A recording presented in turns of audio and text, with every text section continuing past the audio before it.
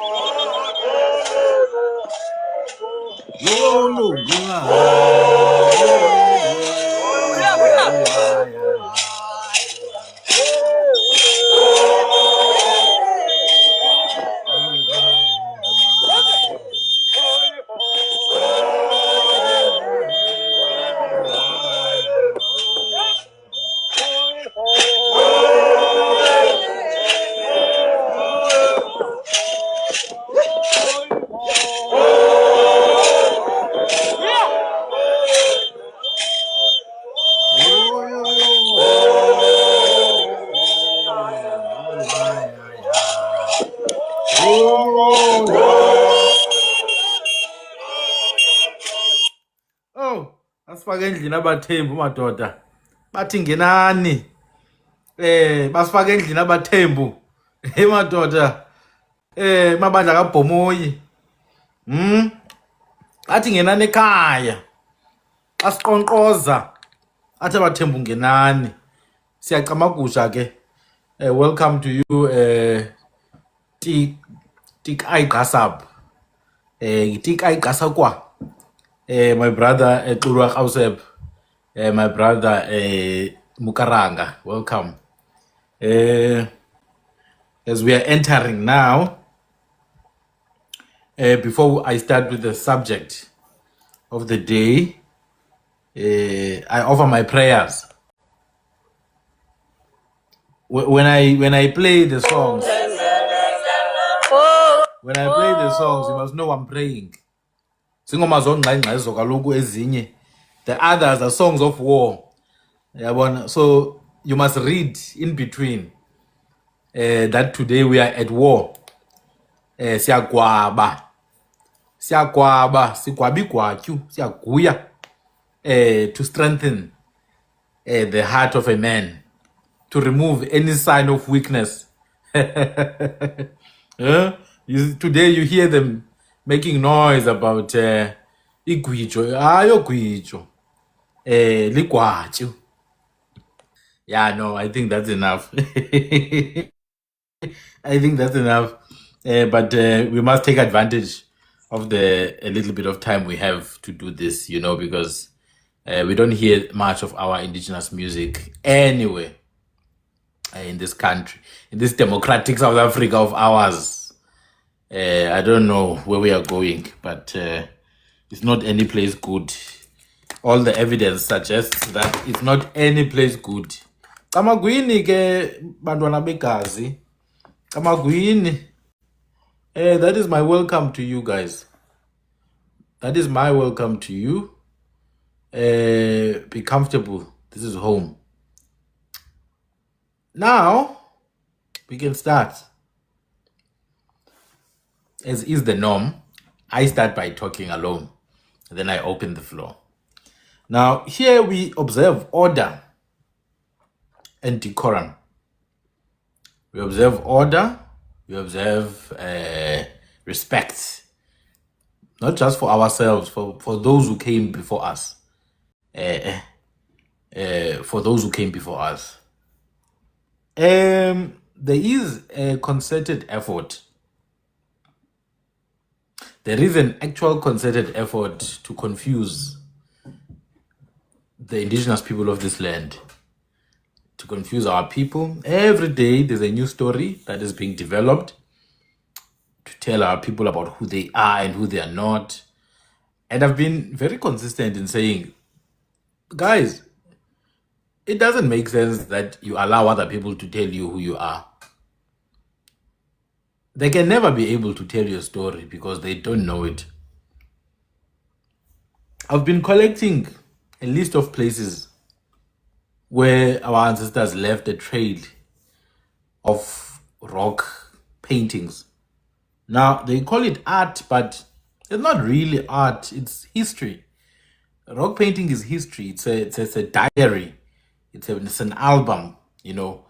It's a book. It's the original book.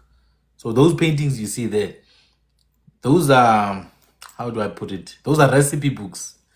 Those are historical events, you know. So that is history. It's not art. I've never heard someone calling history or literature art. That is our indigenous literature. So I've been looking at places where these are abandoned. And it is very clear that there's places that have been deliberately ignored. Fortunately for us, in the areas in Eastern Cape, KZN, Mpumalanga, in all the areas that have been Bantufied, if I would put it like that. Whether you look at the linguistic map, all those areas, Bantu, languages from Congo, but the evidence suggests otherwise. Unless you can find, for me, uKwebe in Congo, in Cameroon, unless you can find Iqaqala in Central African Republic, for me, you're not gonna place the languages of the Eastern Cape as the languages of the Congo. I repeat, unless you can find Gubenga, for me, in Guinea, you're not going to lie to me and I'm not going to accept it. Unless I can see that, wow, indeed, Nansi in Ngobusi, there is Ngobusi in the mountains of Kenya. You're not going to come and label me with some group that I don't understand.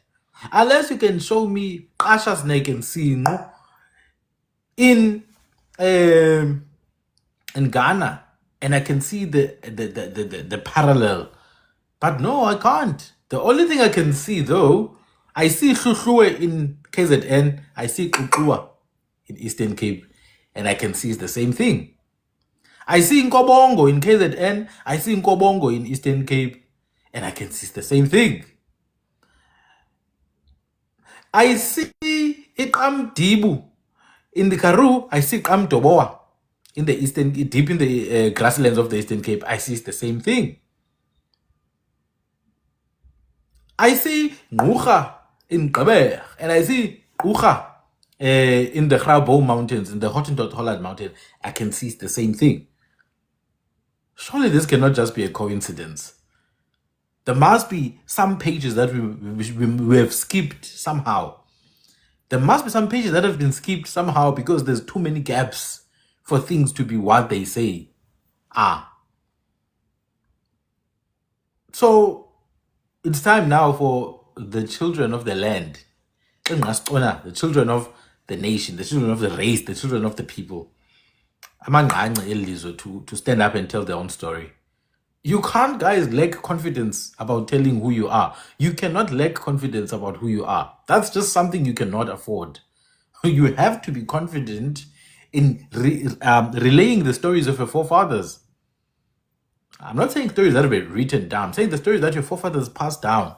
Because one time, tell me why I'm hearing some guy making up stories about Abantu Bakwaqulu, that Abantu Bakwaqulu come from somewhere in East Africa, and that Ugqabashe, some weird story, and then the name Qulu means a penis or something like that. And I'm like, what the hell? What the hell? You get what I'm saying? So, but if people who have the actual facts and have done the homework are not willing to come forward and actually tell the stories, people are gonna lie. People are gonna say Embo and Ndigbo is the same thing when Ndigbo has nothing to do with Embo. In fact, let me break it down for you. You see, the name Ndi Igbo means Igbo people. Ndi, in the Ndigbo language, Ndi means people. It doesn't mean I am. I repeat, D means people. D does not mean I am. It's you South Africans who want to insert yourself in everybody else's business while things are burning down at home. You want to go around inserting yourself in everybody else's affairs. Now you're finding a way to leech onto this Igbo train so that it doesn't pass you. 2 years down the line, you'll be claiming something else. 2 years ago, you were claiming something else. You guys want to claim everything except what you really are. You have to face the facts. You're not going to magically come from the Middle East anytime soon. Unfortunately, you're not going to magically be Arab. We do have a very tiny minority, insignificant minority of people with some Arab ancestry, the Lemba, who claim to be Jews, who claim to be Levites, actually, whom we know are actually Arabs and not Levites. There is evidence of them in circumcision school in Limpopo shouting Allah Mukba, Husalamu, Muhammad Allah, with jihad vibes. I deviate. D is people. Igbo is the bush, actually, the wild. Ndigbo, people of the wild. Perhaps that's why they eat bushmeat so much. But that's beside the point. That's beside the point. Ambo and Imbo, there's excessive literature on what these things signify. There's excessive literature. There's no way you could wake up someday, listen to some Caribbean idiot telling you that Igbo is Ambo. Come on, guys. Are you an idiot too? Perhaps you are, but maybe you need to shut up then. People who are stupid need to shut the hell up. Oh no, you're abusive. Well, maybe I am, so shut up, because there's nothing you're going to do about it either. But if you're dumb, you need to shut up. You guys have done so much damage already. At the very least, what you can do is to go and find out first. There's excessive literature. Go find out. Stop trying to lie. Unless you guys are actually pushing an agenda, which I know you are. Unless you guys are pushing an agenda, which I know you people are pushing an agenda, you members of secret societies, you initiates, you cult members who go and strategize on the sides and then come and push agendas to confuse the indigenous people of the country, because you can see that they can feel where the wind is pushing. They can feel it. That Zionist money must be really good, eh? That AfriForum money. Because clearly there is an agenda, there is a coordinated agenda to confuse the people. 2 months, South Africans come from Mesopotamia. 4 months later, no, South Africans come from Asia. 3 months later, South Africans come from Congo. 8 months later, South Africans come from India. You guys are Indians. No, come on, man. You're just trying to confuse the people. Now, it's time for the people to stop being drunk. It's time for the people to stop being drunk and actually think with their heads. How can you come from India when your people are practicing finger-cutting traditions that we know are Kui traditions, somehow Bushman traditions? Why? How is that even possible? That's impossible. You see, these are elders that, unfortunately, I can't really show you the face properly. I wish I could, but these are 2 elders from the Blangwe clan. Blangwe clan, or Blango, Zelaganzotwan. These are South African elders. Exactly. Look at them and tell me if you see Cameroonians or you see Bushmen. It's up to you to decide. This is Blango, Zelaganzotwan. You see, there in Botswana, in the Kalahari, we have people known as Burakwe. Burakwe, the people of rain. You do the maths. You do the bloody maths. It's very easy, really.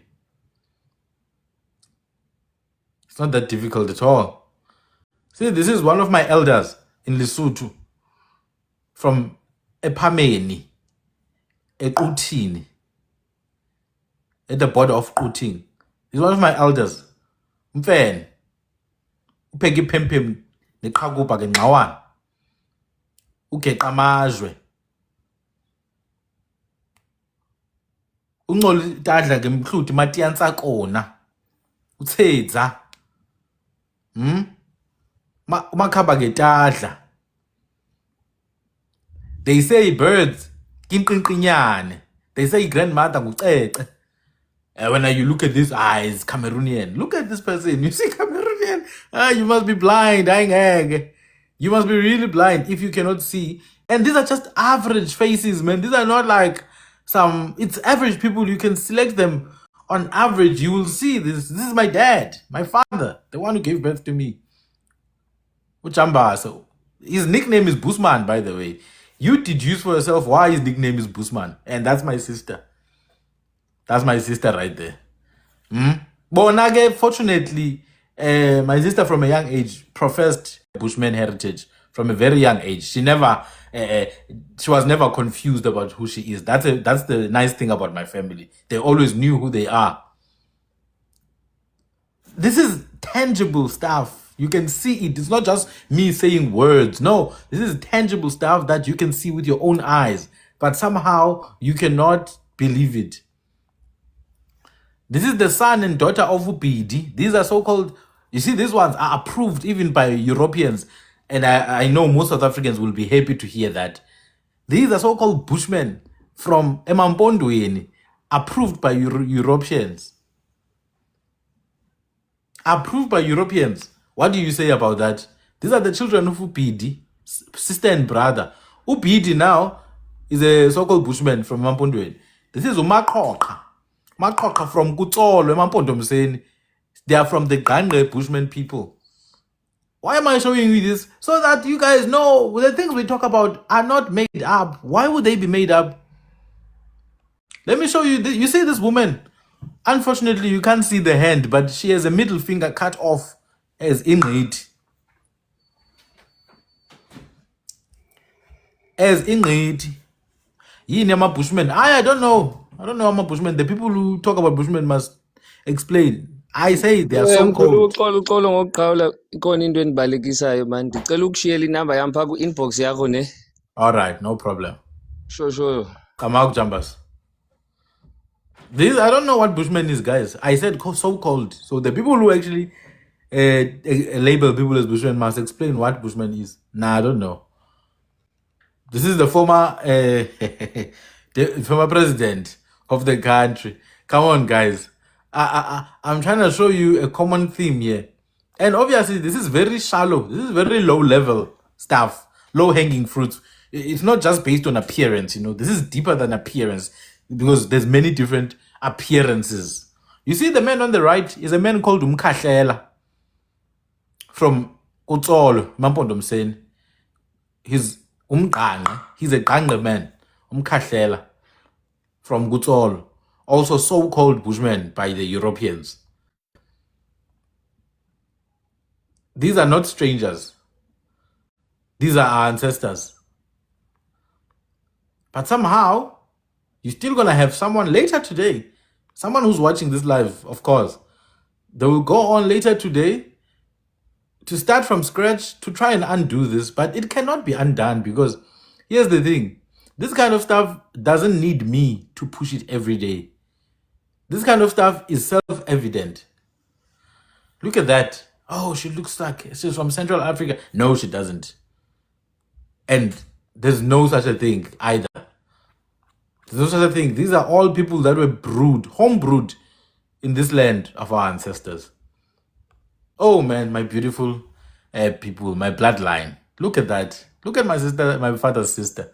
Short lady there with a blue head cover.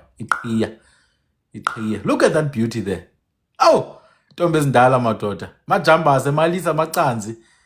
Mahamba ngezandla twaphala kuhle ntombazana ndini le ndlela iyehlela. Tsi! Usiduli madoda ungube ezimhlophe. This is the last generation of indigenous women who actually cared about their land and their heritage. The ones we have today, my body, my right. You are breeding children who don't even love this land. They just want to extract from it. You are not different from Europeans. You are no different from Europeans. You are actually Europeans. Women. You don't even love women. You spend every day of your life hating on other women. This is my beautiful sister right there. This is my lovely sister. Why am I showing you these things? What do they matter? I'm assisting you. You know, if you go to church, I know many of the people here hate church, but it's a demonstration. If you go to church, you'll see the pastor there bringing oil and water. Does the pastor need to bring oil and water? No, the pastor does not need to do that. But the pastor knows that the people believe on what they see. He's going to bring oil and water, and the people are going to believe that the oil and water helped them. Whereas, in fact, it's not true. You know, it was their belief that they were going to get helped. So that's what I'm trying to do here. This is a visual aid to help you see what you cannot imagine with your head. See it. Now, let's go back to the topic at hand. This is not a place to deviate too much. We must focus, Must focus and stop getting drunk, you South African men. Stop getting drunk. I saw a video there in Durban. Invaders in the land are taking a stand. Okay. Now, if you look at the history of this land, unfortunately, you're not going to find it in books. Our history is told in many layers. The first layer is the word of mouth layer around the fire, where the elderly women generally tell the history. That is the first layer. The second layer is through rites of passage. From a young age, as you keep on growing, you get introduced to more and more and more and more of who we are as a people. First one, oral history. Second one, more of secret history. There's secret history. What people call secret societies, it was invented by us. That's why you have to go to the mountain. That's why you have to go to whatever when you're going through initiation, any kind of initiation. You are learning another version of our history. There's different layers. That is the second layer. Third layer is the history that is attached to specific fields of work, spheres of knowledge. So people who are experts in painting the walls, they will have knowledge that only pertains to that and nobody else has access to that. People who are experts in healing, they will have knowledge that is only for that sect of people and nobody else will have access to that. People that do want this art and that art, this profession and that profession, rainmaking and all that, they will know the secrets of that only within that group of people. That is the third layer. So it starts as a publicly available information, but it gets deeper and deeper and deeper. I'm not talking about these wannabe secret societies, these guys who are unemployed and trying to lie to people every day. These scammers who lie that they eat alien meat, but they were taken by aliens. Oh, hi, suka. Talking about indigenous secret societies, the real orders of society, where you grow into this and to that and to that. Just like women. When women get married, they're introduced to new secrets now that only married women should be aware of. Now, that is the indigenous way. It's not for special people who ate alien meat or special people who were working apartheid government as sangomas and pretended as if they cared about indigenous people who were given the playbook of Israel by the Zionists and then act as if it's a prophecy. No, I'm talking about indigenous matters. Why am I saying this? Because people think they can go to books and know the ways of our forefathers. Unfortunately, that's not how it goes. In fact, I read a lot of theses. It's sad, actually. The state of delusion, the depth of delusion you find amongst academics is sad. Now, I know some are listening, and I want you to, if you get hurt by this, I want you to get hurt. It's not a mistake. I want you to get hurt so that you understand your delusion. I saw a thesis earlier today. This thesis says, it talks about birth and all that, says the last child is called Utunjana and Untondo. The reason why the last child is called Utunjana because they are the last memory of the umbilical cord, which is Itumbu. And I was actually shocked because that is not true. But this is a thesis. That person is done. It's publicly available now, and it's a contribution to knowledge. But it's false because, firstly, the umbilical cord is not Itumbu. Itumbu is an intestine. Secondly, the umbilical cord is Inimba. And thirdly, the reason why a lastborn is called Utunjana has nothing to do with a person's intestine, has more to do with cows based on inheritance. It's an order of male inheritance. First male, unyana wenkomo zamasi emvaba. Middle male, unyana wenkomo zamasi oselwa. Last male, unyana wenkomo zamathumbu. Therefore, the last male is Utunjana. Nothing to do with the womb. That's when I realized, but who can actually correct this kind of stuff? Because the professor most likely has no clue of this, the mentor, whoever is training this PhD candidate. The elders have been completely excluded from this indigenous knowledge systems, and that's where the problem is. You cannot find indigenous knowledge from conventional institutions. You could use the conventional institutions just to platform the knowledge, but you cannot find it there. They cannot create indigenous knowledge because indigenous knowledge is created in an indigenous space. I repeat, indigenous knowledge is created in indigenous spaces. So you're not gonna. That's why you have so many dictionaries written about Kora Kobab, written about Nama Goab, written about the cliques in isiXhosa, the borrowing of cliques. All of them are lying. All those books are lying. My brother Xukua will actually agree on this one. Those books that are telling you the Xhosa borrowed cliques from this language and from that language, those books are absolutely lying. They have no idea what they're talking about. I can give you an example. There's one where they say Xhosa cliques borrowed from Khoisan, and then they use Nama Goab as an example. And then there's a word that Nwa in Nama. Nwa means to sit down. And then they say in isiXhosa that word is Nwala. Now, here's the thing. That's not really how it works. In isiXhosa, the word for sitting down is Nwa. And then we add the transitive suffix da. Da is a kunke suffix, which means to do, ukudala. So it's Nwada. When people are sitting down, they say Nwada.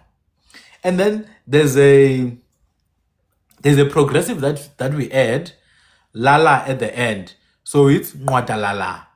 Do you understand that there's no way a European or any scholar who has been taught in a European institute or school of thought, there's no way they can ever know that. It's impossible for them to know that Nwadalala is actually three different sections of a word. It's not the root. The root is Nwa, as Ulungane says, ukuqhwakela in isiZulu, to come and sit together. And that's the same one in Nwa, in Nama. So already, the person who's telling you that these cliques were borrowed doesn't even know how the language works to begin with, but they're so keen and confident to come and write about us. And that's why I'm saying there is no way a non-indigenous individual can write about indigenous matters. If you're going to talk about indigenous matters, this is what I'm going to ask you guys to do. It doesn't matter what that person is, even if they're South African. If they're going to talk about indigenous matters, this is what you must ask them. One, who are their people? What is their clan name? What is the history of their people? What is the history of their own family at home? Where do they come from? Guys, you can't just sit down and listen to anyone that you don't know. I've been telling my story so many times. I have locations where I can say, this is where my ancestors used to live, in this cave. This is the name that of the village where my ancestors come from. In the 1400s, they were here. In the 1300s, they were here. In 1600s, they were here. These are some of the people in my clan. All the way up to the 1900s, in the time of Robert Sobukwe.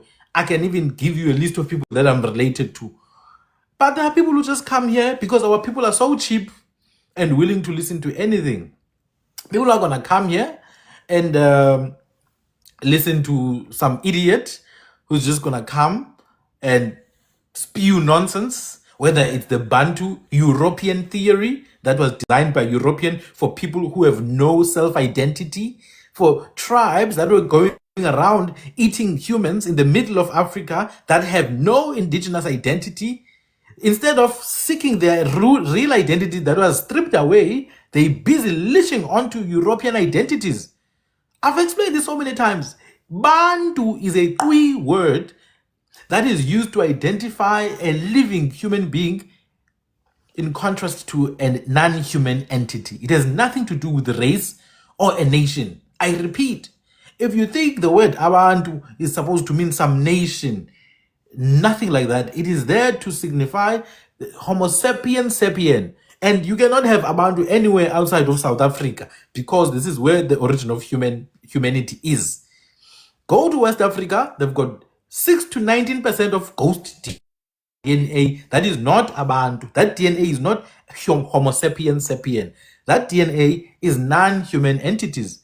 Whether you call it cap or hat, I couldn't give a single damn. This is scientific evidence. This is scientific truth. It is a scientifically established truth. And if your heart is pounding right now as you hear this information, just know that my work is successful because that's how it works. Truth will come and, fragment that little brain of yours into small pieces of confused idiocy. That's what truth does. It will fragment your mind. You're starting to hear things that are not there. You're starting to get confused. Don't worry. Take a deep breath and process it. What I'm saying to you is we use the word abantu, batu, vanu, abaju, kwi, kwe, kwa, vanu, unu. In all the indigenous languages, these words are used to signify humans in contrast to non-human entities. And then Europeans come and want to turn this into some race thing, that there's a Bantu race and a Bantu language. There are no Bantu races and there are no Bantu language. And I don't care if you're South African or not. I don't care if you like this label or you don't. I really don't care. In fact, I want you to keep on coming to my lives so that you can see that I really don't care. You're going to see it every single time you see my face. You're going to hate me even more. Every single time you see my face, you're going to hate me even more because I'm not going to back down. I'm going to say it to your face. I'm going to rap it to your face. Yeah, like this. Okay, now let's come back to the center. I said, Ndi Igbo means Ndi, the people. Igbo, the wild. Ndigbo, the wild people or the people of the field or whatever name. It has nothing to do Imbo and Embo and Abambo. We know Abambo are groups that you find in Southern Africa. Originally, they were here in South Africa, they were in, what is this? In Mozambique in ancient times. At the border of Mozambique in South Africa, a lot of these Abambo were there. That is their own history. It's not me saying that. Maybe like 1100 AD they were there. They then moved, crossed Zululand. Others came through the coast. Others crossed Zululand, crossed Utugela, settled along the slopes of the Drakensberg. And then others crossed over the Libombo into Eswatini. Now, these places were not empty. There were people already. When the Abambo arrived, there were people in those places. There were people in Eswatini. There were people in what ended up being called Natal or Embo. The place below the Tugela. That's what was called Embo at some point. There were already people there. My ancestors were there in the slopes of the Drakensberg, living there. A couple of groups, Amadeke, or Makaye, or Namalala, or Zuma, when they arrived there, they found Amamfene. Same thing in Lesotho, when Amaziza, Dlamini, when Okakeni, and then the other groups like Opulani, when Okautse found us there together with Amachezi. Sorry, Amachezi, yeah. Now, even the name Embo, by the way, even the name Embo is not the name of Natal. That would be a lie. It was just a word that was used to describe where the Abambo stayed by people who were further down in Eastern Cape. And then along the coast, you have other groups. You have Amanzimakwe, you have Amachwau, and then they get joined by other groups. This is not the point. If you guys want to know about Abambo, you can go to my YouTube, search Abambo, search Ambo, and all that. We did an 8-hour two-part series with Brother Limakara. We went deep. We went into the history of minerals mining, and the name Ukumba, which is to dig, and Imbo, which is a stone that is dark underground. That's why we've got sayings like ungalahli imbo udludle ngophoyana. Ungalahli imbo udludle ngophoyana. Okanye ungalahli imbo ngophoyana.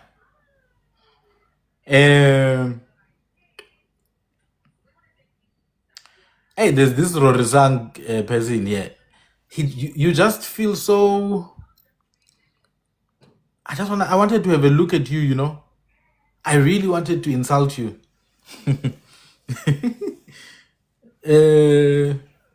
But it's fine. The people are saying I must leave you alone. So I'm gonna leave you alone. If you were here, Rorisang, bendiza kukrwitsha ndikubambe uqhoqhoqho ndikuthi uthi uchame because ingqondo yakho icimile. And you look very, you look like a teenager. You look like a teenager. You have not fully developed. So I think you need to really sit down for this one. You are not yet developed. Your facial structure, I cannot determine whether you are male or female. And that should be worrying. You should be careful what you do. You should be really careful. You can see nilikhwanga ndoda. Hamba ngobhongwane mfanam uxolise. Okay. So anyway, the Abambo then, that is the whole story, you know. It's a matter of people who are big on minerals and all that. And obviously they have their own history. And for the most part, the Abambo group interacted a lot with people who were on the side of Eastern Africa, like through the Mozambique side. So you would see the Abambo.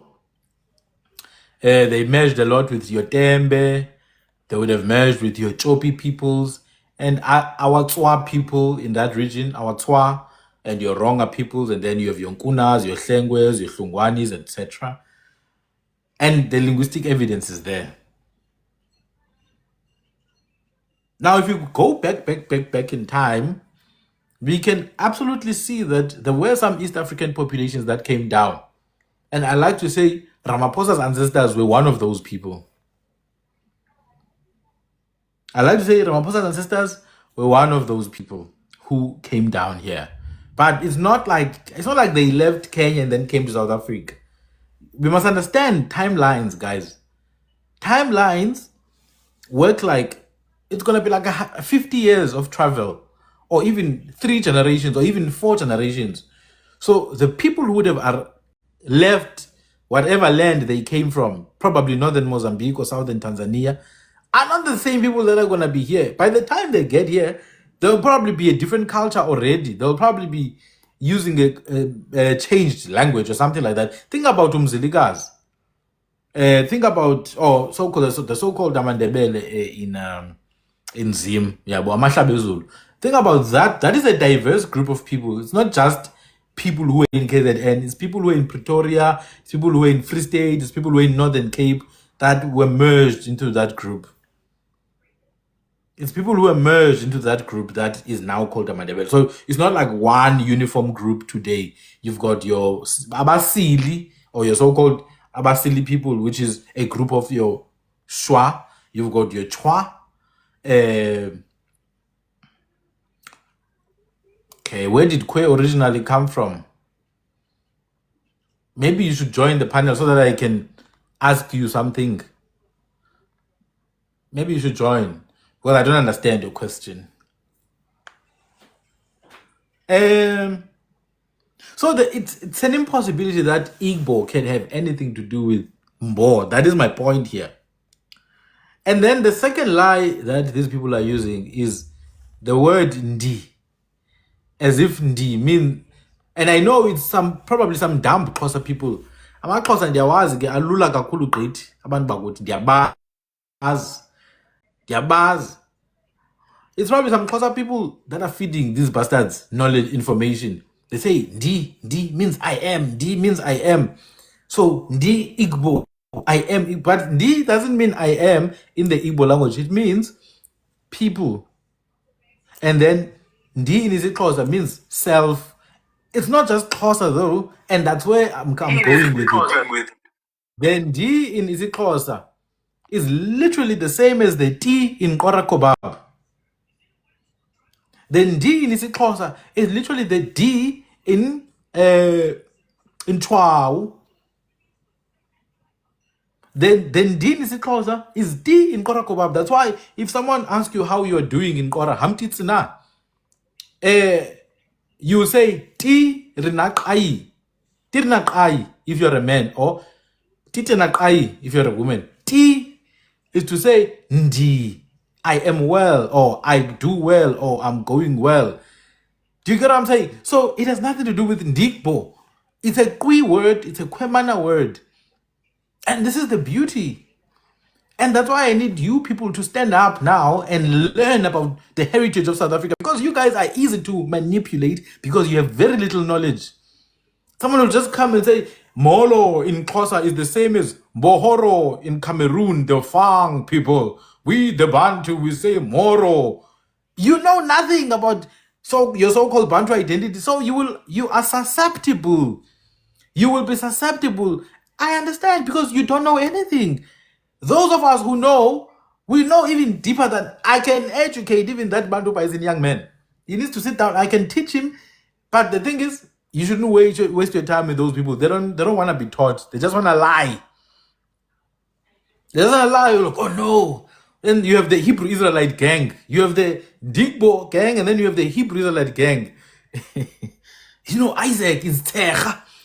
We are Seka to laugh. We come from Middle East. I'm like, you know, Techa, Teka, Cheka, Seka. All of them come from Kecha. Kecha. That's why in isiXhosa city, hey, what is Kecha in Sini? Kecha. So that Techa of Isaac is coming, it comes from cliques. That is what linguistics tell us. Oh no, it's Isaac, Abraham. Oh, you have nothing. You know Abba, the Abba that you call in the Bible. Oh, Abba, father. It's Tram. Where do you think Abba comes from? It's a Tram word. It means father. In Tram, the word Abba. It means father. Anyone who's joined my classes, I've taught about this. Brother Lima Kara can be can be a witness. I've shown it. Abba, the one they are busy calling Abba, it's Abraham. They call themselves Abba Amlek. They don't know it's a Tram word, this Abba thing. That's where Baba comes from. And even Tata, I remember this other Congolese idiot. He was a Muluba. Hey, you know the word Tata Nzambi. Oh, Tata Nzambi Amazulu. That means God Nzambi of Amazulu.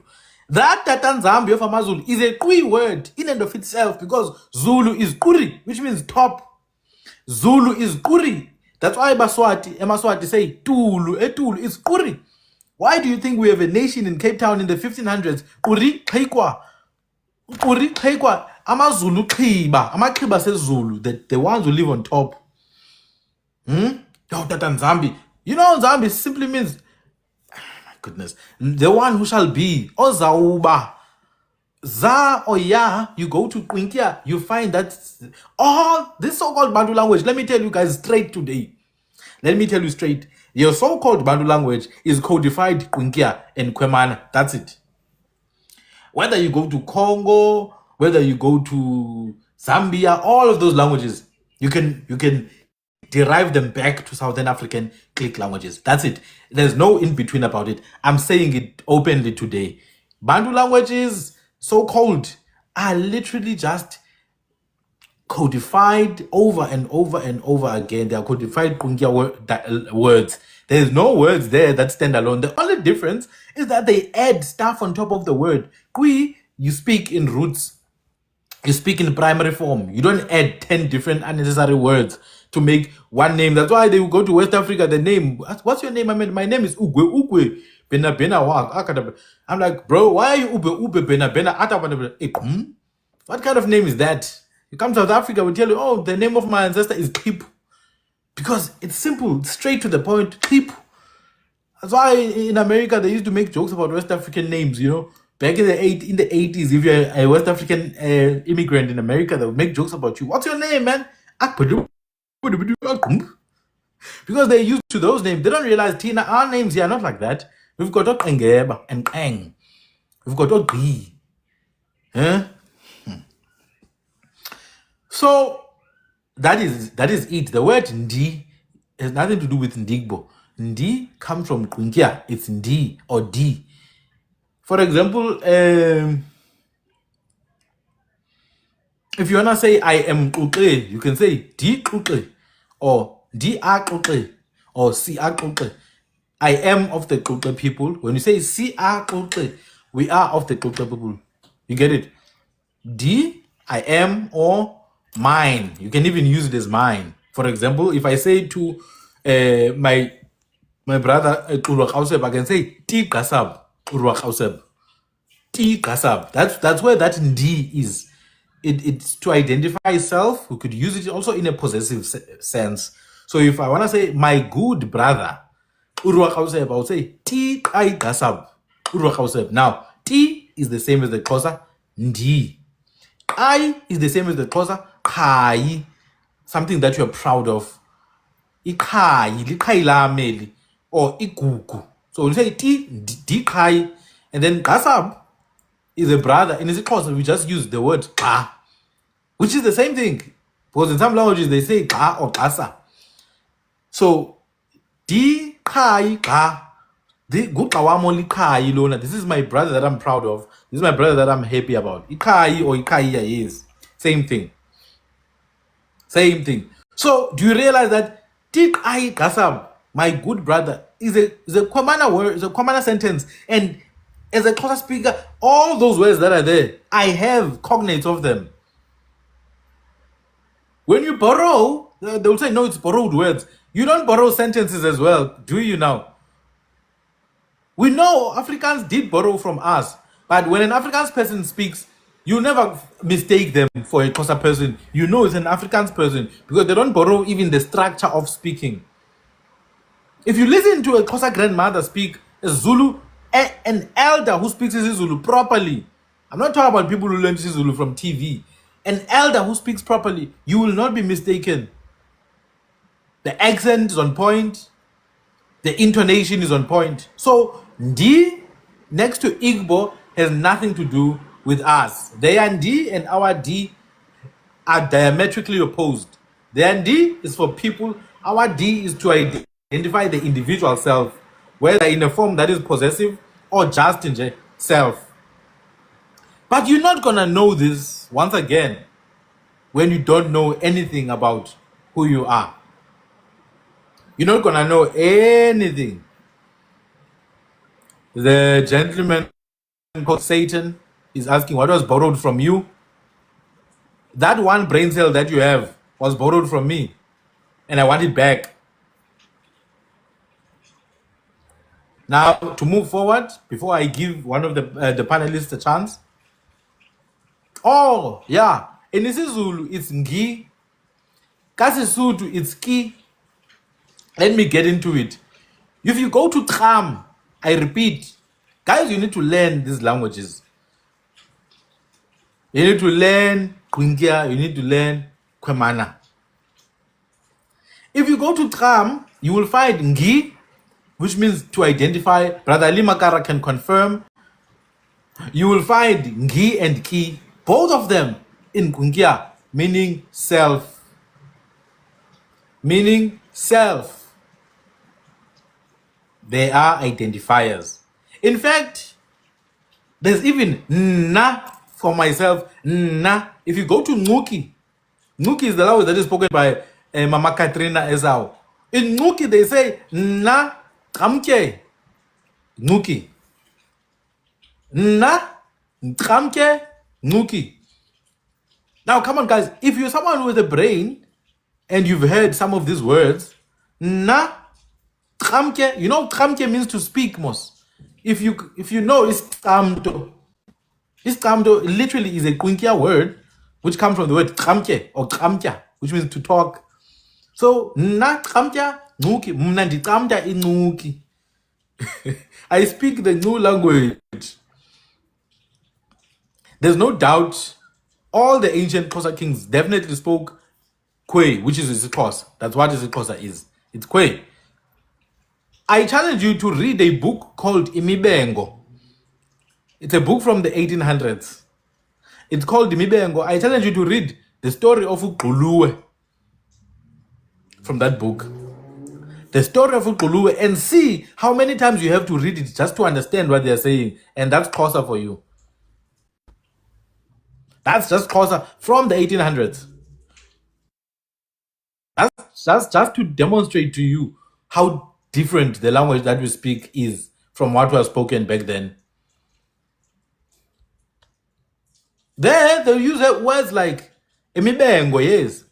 Mibengo by B.W.G. Benny, the son of John Benny.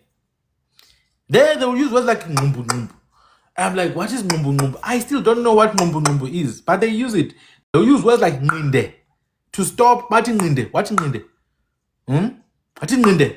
Which means the person stopped. And there's many, many others. Like even the way they speak, man, you will be confused. I promise you. You have to read over and over and over and over again. Also read Intlalo kaXhosa.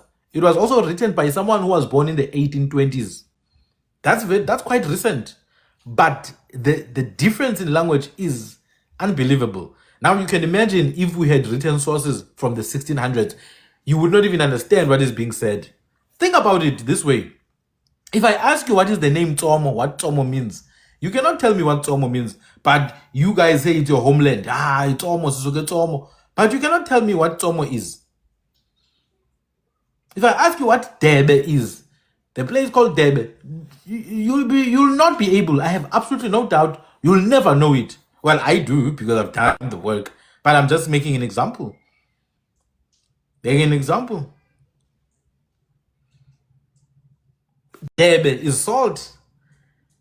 So it's Debekam or Debekam, salty water or brackish water. You go to the river, taste it, you will see that it really is brackish. Yes, is sand in Tlabat. The waters that are filled with sand. Nguba is fish. Nguba river. River with fish. Debeza is a bird. Debecha and Debe, they come from the same thing. Now, Debe is salt. Debecha is full of salt or by the salt. Like, think of the word ukongene and ukubalingenecha. Now, amadebe is the lips. And that's a different word altogether. Amadebe is the lips from the word umlebe. Now, there's the LD interchange in our languages. This is what I'm saying. The nuance is too deep for people to even be able to comprehend. You see, I made a video some months ago saying the word indima means land. And then you can't say udlala indima. People were so pissed off. No, you're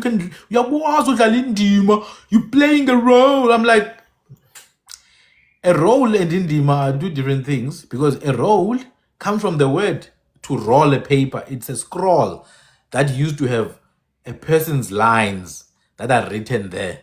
Therefore, you could actually play a role because it was literally, originally, a play where people are acting.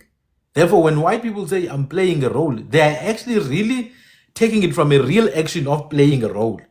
When you say, udlala indima, but there was never anything that you could dlala on from the word indima. The word indima comes from the word ukulima, to plant or plow the land. To plow the land. So how could you play indima? Like, think about it. Didlala indima, nansi indima, it's a land. Kayidlale ndibone. Okay, udlale le ndima ndibone. Play it, I want to see. Because a European, when they say I'm playing a role, they can really play a role. If I bring a role on a piece of paper that has been rolled up, which is where the word role comes in, they can really play it. So you don't dlala indima, you feza indima. Feza comes from the word fe or pe, which means to finish. You feza indima, uyayigqiba indima, uyayifezekisa indima. That's it. Because it's work that you need to do. I was also discussing this yesterday about the word leftovers and the word umbeko, that it's not coming from the same idea. Because a leftover comes from the idea that there was enough here such that we didn't even bother looking at that one. It's left over. Umbeko, on the other hand, it's much more proactive. You actually have to do the action of ukubeka. Leftover, you don't really have to go and leave it over. It's just left over there already. You get it? It's left over there already. But umbeko, you have to beg. So it comes from two different ideas. The idea of abundance, which is it's left over. There's many. And then ukubeka, you're thinking for tomorrow, like masibeke umbeko. Yes, it's kind of like the same thing, but it's not the same. That's what happens when indigenous people start to think for themselves. Trust me, it's a nice feeling. When you actually start thinking and see these things, it's a beautiful thing. Exactly. Marriage and umendo, two different things. Absolutely two different ideas. Similar, but not the same. Aw, siyavukisa tsedza. Libe lijani tsedza lekhethu. Libe liphile. Now, before I give over to Urwakauseb Tikasab, you must use those layers of knowledge that I mentioned. Oral history, you align them with physical evidence that, oh wow, this is true. I'll give you an example. There's a character called Khakhabe. Ne? Now Khakhabe is said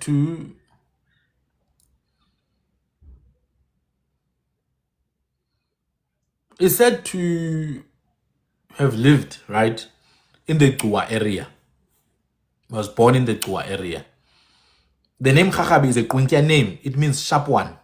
Khakha is to be sharp. It's a cognate of the word khakha, which is to sharpen. So when you say something is khakha, like bitter, it's sharp. If you think about bitterness, it's a sharp taste. So Khakhabe means the one who's sharp. In fact, a dog that bites people, elders will say, hey, no bukhakha lencha. That's why also his praise name is Butsolo Bentonga, because the sharpness of a stick. Khakhabe then lived in xukua, and then they traveled all the way to the Cape Colony in the 1700s, mid 1700s. But they didn't get through to the Cape Colony. I think the father was old, and then they came back through Kagiwa. They went all the way as Kagiwa. Kagiwa is the modern day, what was called Eitinach or Tinach or Karicha today. Came back, they settled in Kwelecha. And then when they settled in Kwelecha, something happened in a river known as Ngqolo. Then they crossed back across the Nqiba River. Then Khakhabe settled in xukua again.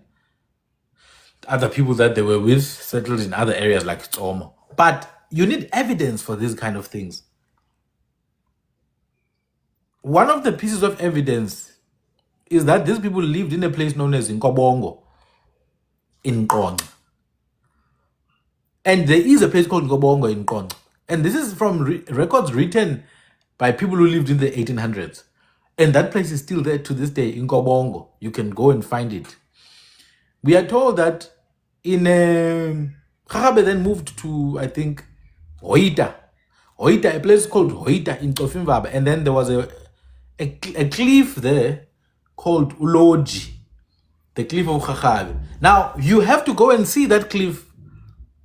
And then we are told that there was a drowning that took place in Ngqolo, in a ford, Izibuko, in a ford in Ngqolo. And the women to this day fear. They fear to go to that ford to cross the river because one of the princes drowned there. Now, these stories are nice and beautiful, but we have to find some evidence that they happened. One of the evidences, you can go there physically. Two, you can confirm with local traditions the people who live in that area, the descendants, listen to how they tell their stories, listen to their clan praises, listen to the, to the folklore they tell. It's going to contain some evidence of that. And that's how you do it. You don't just listen to some person with a three fragmented, a head with three fragments. Those heads that have got three fragments. Someone with that head comes here and tries to tell you nonsense. You listen to them already. Oh, wow, I believe you because the head is three-part head, 3 chapters, past, present, and future.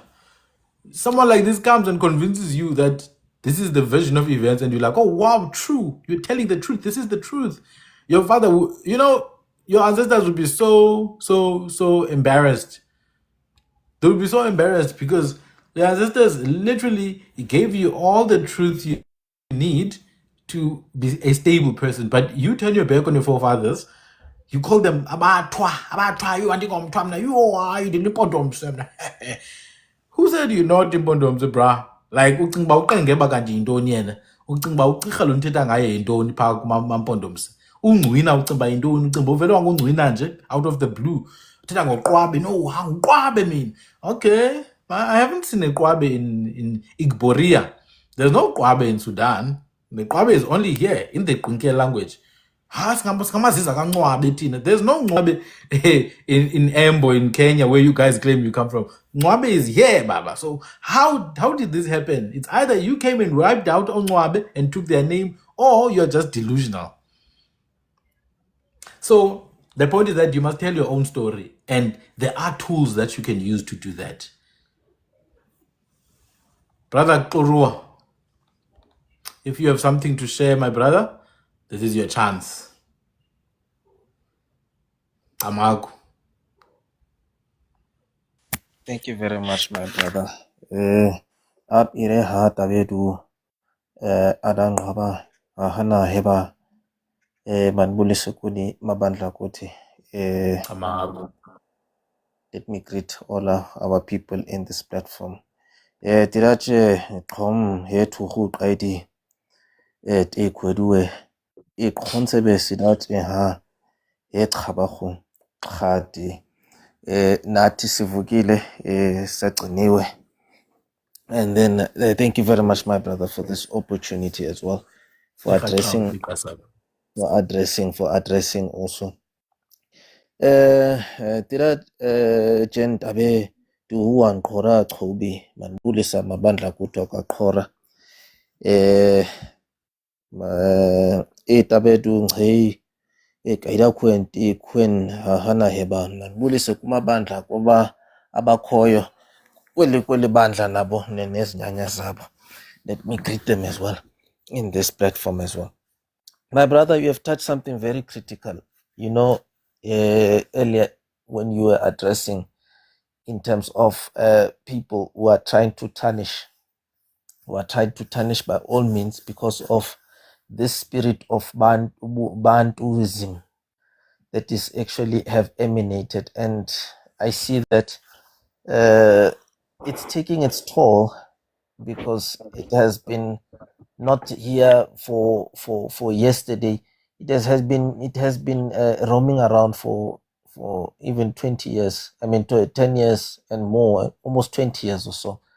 And on social media platforms, unfortunately, I've never encountered or became part of it because I always knew who I was in my capacity. And the problem is with our society, especially in South Africa, and I'll be biased, but maybe I might be wrong, maybe I might be right, but in many levels, our people, they have this, in South Africans particularly, I feel like they are lost. And even though they are educated people, I feel that they are very lost because you cannot say things that tomorrow, when some of you ningena emaphendlweni or you get to a gqirhasip, right, you go to an initiation school of a spiritual initiation school. The next thing, you manifest things that you don't understand. The next thing you come to us, you ask us, what does this mean? Because they are seeing spirits, because they are praising spirits, which they don't want to be associated with. And I've warned many people many years, my brother. I said, stop this thing of uh, engaging on things that you don't understand, because if you are a child of this blood, njengoba amaXhosa sithi abantwana bomgquba, njengoba amaXhora sithi xona gqurhebdip, abantwana bamgquba. You cannot be a Congo, you cannot be someone from Arabia, or somebody from Libya, or somebody from the Horn of Africa. We are children of this, children of Kawakas, children of Nhaka, Kucheb. We originated from this land. And the problem about South Africans is we are fooled by linguists. When somebody speaks Swahili, just because Swahili is more closer to your language, then they have this assumption that it is our language. I told them Swahili, it is umqovo wenthetha. It's not a real language. It is a language that makes a transitional language. And I keep saying to people, the moment you start going through the language called Kiswahili, why is it called Kiswahili? Why is it using Gwenkia words? Why is it because we say chamki, ki ukutya, ki is to speak. Ki. That is why I say they wouldn't understand what they mean, because they think our ancestors were limited to Southern Africa. Wow. You know, when you mentioned this, my brother, last night we were in on another live, and I've realized that, Southern African generation, they are hated by people. There are people who are influencing our society to hate and to think when you are a Qinghasi, you are a child of nobody. Another idiot as well. He said that we are matriarchy. Them from West Africa, they are both matriarchy and patriarchy. I asked myself, what does he know about us? Because he comes from the Caribbean, but he's going to speak about us, not acknowledging that he doesn't know anything about us. Do you understand? And on the platform, there were children of the South that says, Nandungo Tunkwe, I am Tunkwe. My ancestors were from here. I am a Tuni. My ancestors are from here. I'm a Kham. I don't have anything that links me with Arabia or that links me with Mesopotamia, which is what is Iraq today. Problem is with Caribbean scholars, and I warned many of them. I said, stop this thing of reading books. If I go to the Caribbean and do a research, I would stay 6 months learning about the place. The only place that I would go to people who are in the Bundus. I would learn a lot about them. Then that's when I would search information from them. I will only then focus on the archives, maybe in the last 4 months or the last 5 months. You see, that's when I would concentrate on that. But I'll go to the people in the Bundu so that they can give me the virtue, the principle. They can give me the little bit of information concerning the places. You see. Yes, sir. Now we have these scholarly people. They come to this land. They don't know anything about us. They want to assume.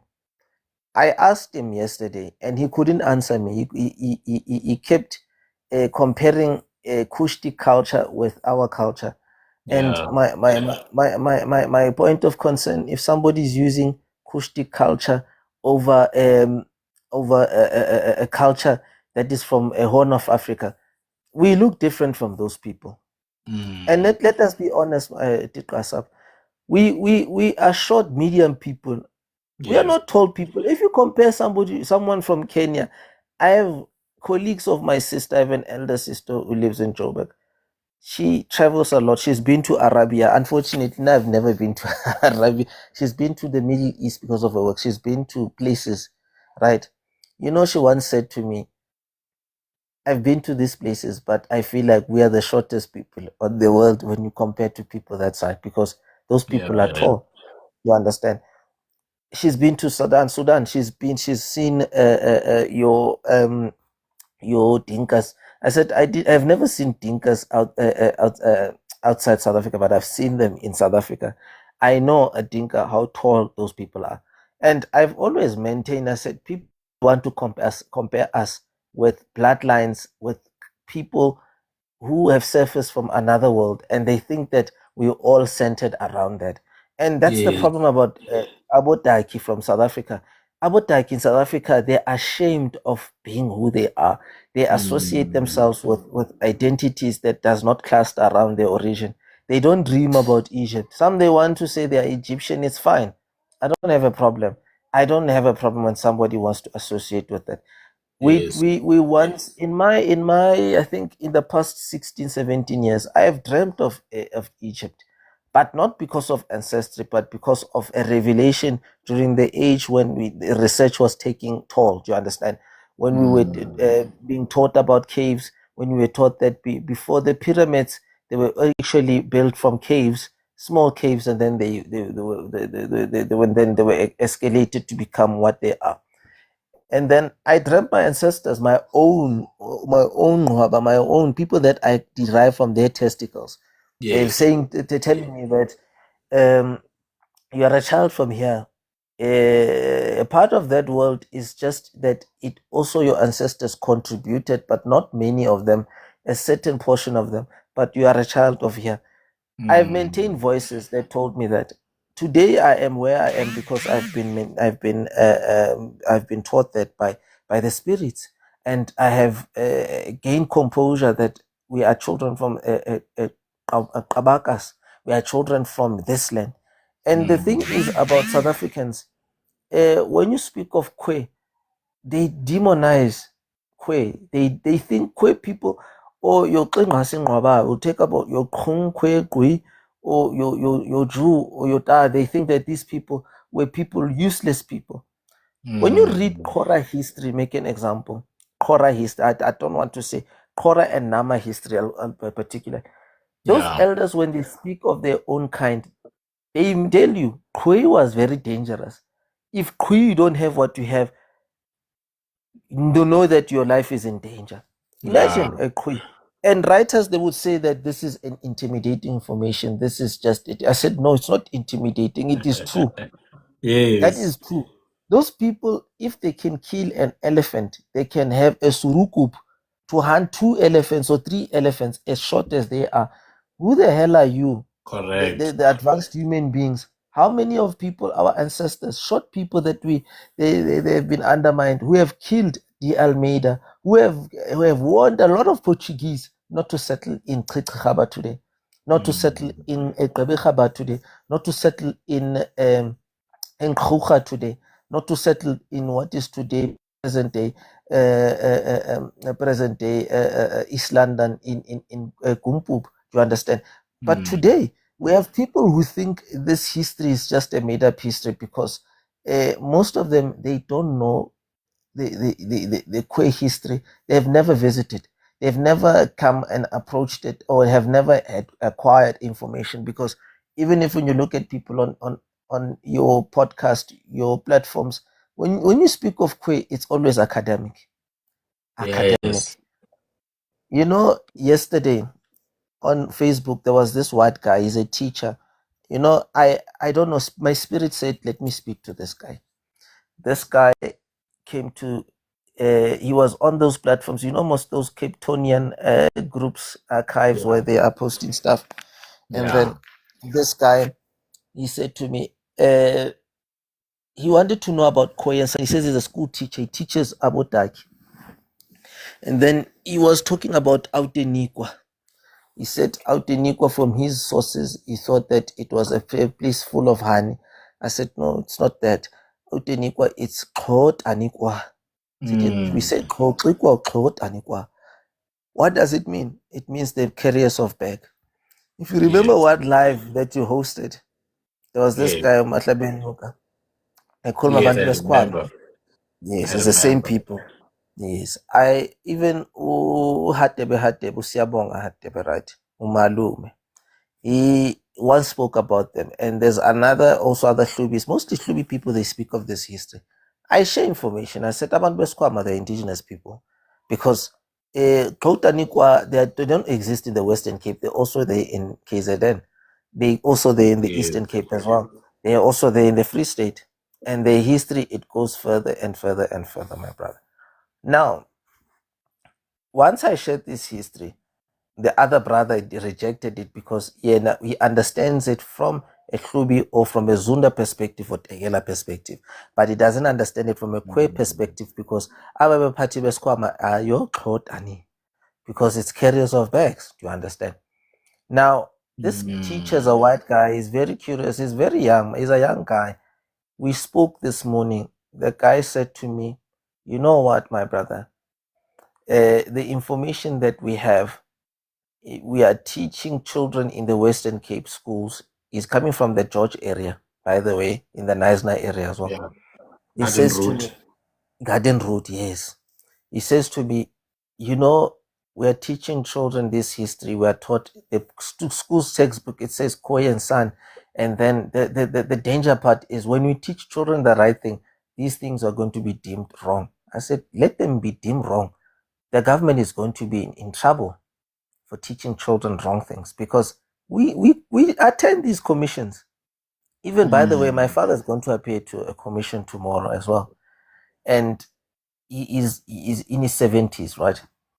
And as well, I told him, you are going to tell how you lived and you're going to tell who you are because we are coming from the same ancestors who were click speakers and not just click speakers. We're talking those who Kua Kora Kobaba, those who spoke the Kora language. Yes. So I said to him, you are going to represent that. And the thing is, you know, my brother, the fascinating part is I'm going to share this experience as well. Let me finish the one of this white guy. The white guy says to me, this is the issue.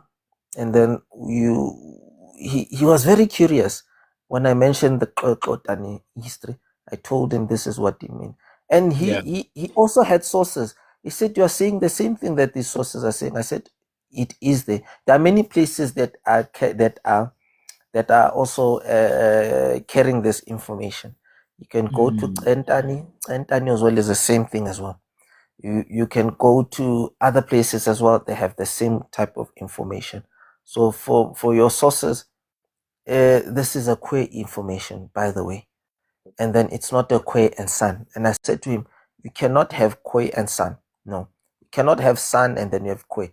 The term San is derogatory. You cannot have that. And I don't want us to dwell on that word because that word, you're going to mislead children of the blood. And you are teaching Xhosa children about this. And these same Xhosa children that you are going to teach about their history, most of them, they are linked to this history. You see. And he said that the school that he was teaching, it used to be predominant Afrikaans, but it's no more dominant Afrikaans. And I said, no, it's not by any chance. It's wrong that you're a white teacher and then you teach this. But I told him straightforward in his face, it's white influence. It's white people that the scholarship that is actually have tarnished this, and we are against this. Because I asked him, what is the difference between a Kung and Kwe? Because it's the same people. It's just that it's dialectic form that the other one speaks Kungtali, the other one speaks Kwe Guap, the other one speaks Kwe Mana, the other one speaks Kwe Kwe, the other one speaks Kwe Dam. They are different, but those who are closely related to them are the Kwe Dam speakers because of in Botswana, living in Botswana, in the Caprivi area next to them.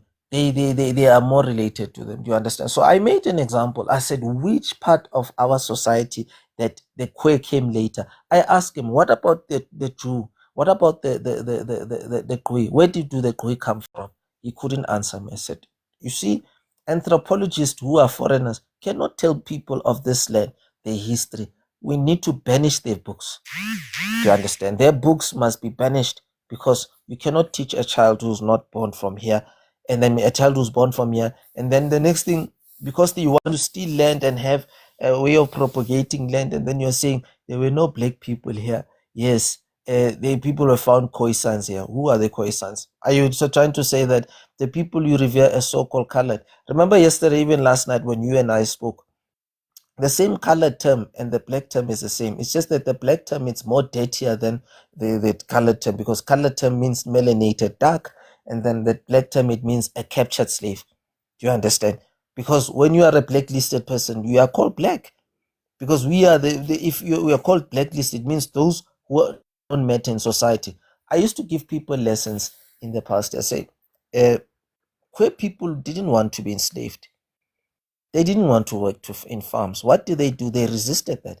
If they worked in farms, it's either they killed their owners or people who were their boss, especially white farmers. They killed them. That is why if you check those breakaway prisons there in Qiqihaba at that time, they were full of Yeah. Kora and more full of your Kham. Why? Because they never agreed to be part of the system. They killed these farmers. That's why they stayed in prison for 2 years. That's the next thing they commit the same crime as well. Do you understand?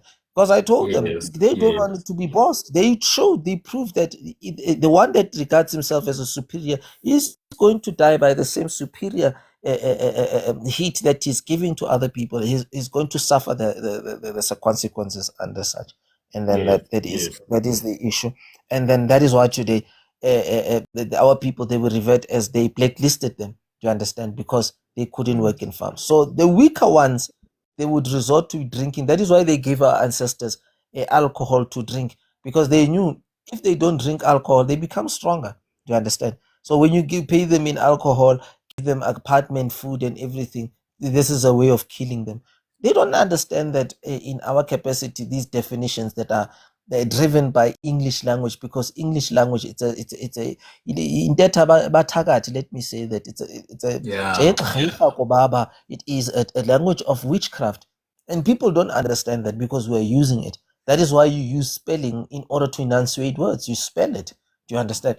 I keep telling people in the language abathakathi, it is a language of witchcraft. That is why today people, they think they're entitled. When they speak it in the most perfect way, it gives them entitles them in the most deepest way. I want to share this entry, my brother. Spiritually, I dream about my ancestors. I dream about my father's father, my father's father's father as well, my great grandfather. I dream about my great grandmother. By the way, from some of us having Kora blood, we don't share only Kora blood from the external side, I mean from the maternal side of our grandparents as well, paternally. My paternal grandmother, my grandfather's mother was Tutwibas, was from your Ngqung. Bathi ngamangqongo bebesitsho bantu, but angqungqwe. The same people, they don't exist in the Eastern Cape. They exist this side. They also exist in the Northern Cape as well. They also exist in the Northwest as well. And in a dream, when I dream about my own people, I don't dream speaking isiXhosa with them. I speak Kora Kobap. I speak a language which they understood in the past, which that language they didn't advance to teaching our parents, which is my father and his siblings. But some of my father's elderly siblings, they knew this language, but not deeper enough as a result, because the key reason is this language, whenever you were staying in these areas, Europeans, they knew who you were. And further, when I was speaking to my you were speaking certain things concerning my family that we need to fulfill on my home. I woke up knowing that, what I'm doing and what I've been doing all these years, I can see it now. It is real. You see, it is real. When you with some of your people, the people that you come from, it means that you are on the right track. And I've always maintained as well, Abotaki, they must stop this thing of trying to use, so most of the time they want to always fit cultures from cultures that are foreign, and the next thing, when they make us foreign, they want us to feel like we are brotherhood with other people, but knowing that we are children from here. This thing, even when I heard this brother yesterday, when he says that Ngwatu, he said Ngwatu and Nguni are the same thing. I felt disgusted yesterday. I said, this person is undermining Koni people, is undermining Konin people, is undermining your Kunu people, is undermining. And we are sitting here, we are allowing these people who are bringing all these deciphering from where, nowhere, from Mesopotamia, maybe they're coming from Egypt, they're coming from Kemet. They think Kawakas is not important. We are important. We have history which they don't know. We are not children of matriarchs. We are children of both matriarch and patriarch. If you look at our genealogies, we praise our fathers and our mothers. That is why in our culture, we have your kaikwe khone or kaikwe khona. A child who is a boy born from a matrimonial ceremony of a marriage, the child is going to be named maternally. And then if it's a girl, it's going to be named paternally. I've seen that in my family. My two of my Kaitab, which is my father's elder brother, and my father's Tab, which is my father's younger brother as well. They were named after a chief. My paternal grandmother's father as well. He's a chief, James Patani Mangleba. Do you understand? So they call him Patan. Other one is Tana because it's Patana. Do you understand? It's Patana. The other one is Utamsanga because of he was also called Tamsanga. Do you understand? Now, when I sat down and I asked myself, but look, our parents they replicated that culture. Do you understand? And then they inherited the grandfathers and the great grandfathers' names as well. And then I said to my father, do you see that grandparents they've left this the trade and the names that most of you guys have in a family, these are not Xhosa names. These are names that you find in Nama and Kora, and also that you find in Kweku or your Naro language. You find these names. So your parents, they knew who you were.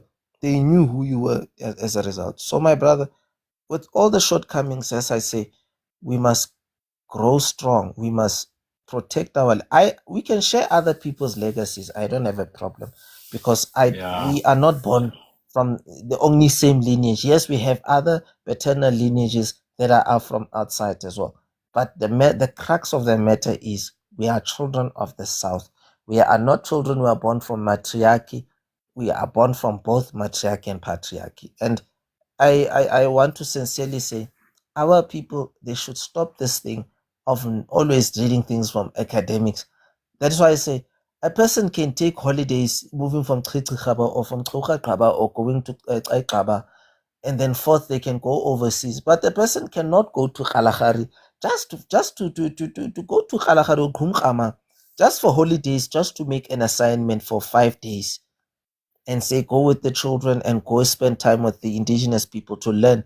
Our people cannot do that. It's only few people that do that because of people who have money, who are spiritually affected. They go to these designated areas. But our people who have money, it's always about entertainment. I always said if I had money, the only thing I can resolve in this matter is to go to these areas, go to Khansi, teach my children the heritage. Then I can allow my children to go wherever they go so that they remember as well. My father used to bring me here. My father used to take me to this area, you see.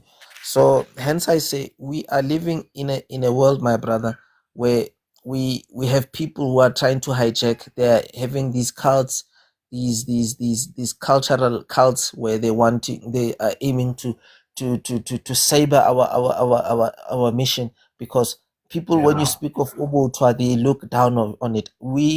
I've never in my life have done that. I was always proud, and I thank my dad for teaching me from childhood about my heritage, and today I still embrace the same thing. I've never tried to embrace other cultures except for this one. There are many cultures we come from, but this one, it is who we are. We are derived from the testicles directly from this one. And then we have people who wants to promote cultures from outside.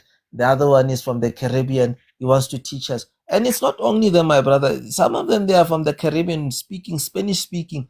The other one, I remember, he once insulted me on Facebook, says, I am a KwaZulu. Yes, I laughed. I said, look at this idiot. This idiot is telling me that I'm a KwaZulu. I started telling him, I said, no, you can insult me as much as you want. I'm not Zulu.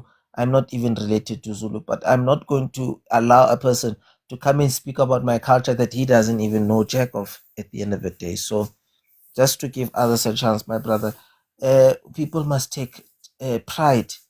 Saruch, any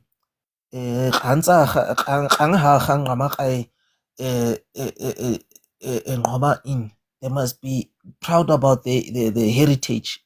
They must be very proud, because if somebody is not proud of that, at the end of the day, you're going to be the followers of I am yeah, I come from these societies, I come from this. The next thing, when there's something that they don't understand spiritually, it becomes a problem now. So my brother, let all people, if they want to embrace, if people want to acknowledge they themselves, There are books. You can teach people how to speak the language, but at the end of the day, they must connect with who they are. And once they can travel, that's my only thing, traveling, at which we are organizing. We want people to acknowledge going to Botswana, going to Namibia, all this, even Angola, in those areas, going to our ancestors. These places, we have our own kind. I refuse to allow a person to say a Kung who's from Angola who came to South Africa is a Kwere Kwere. That one I refuse.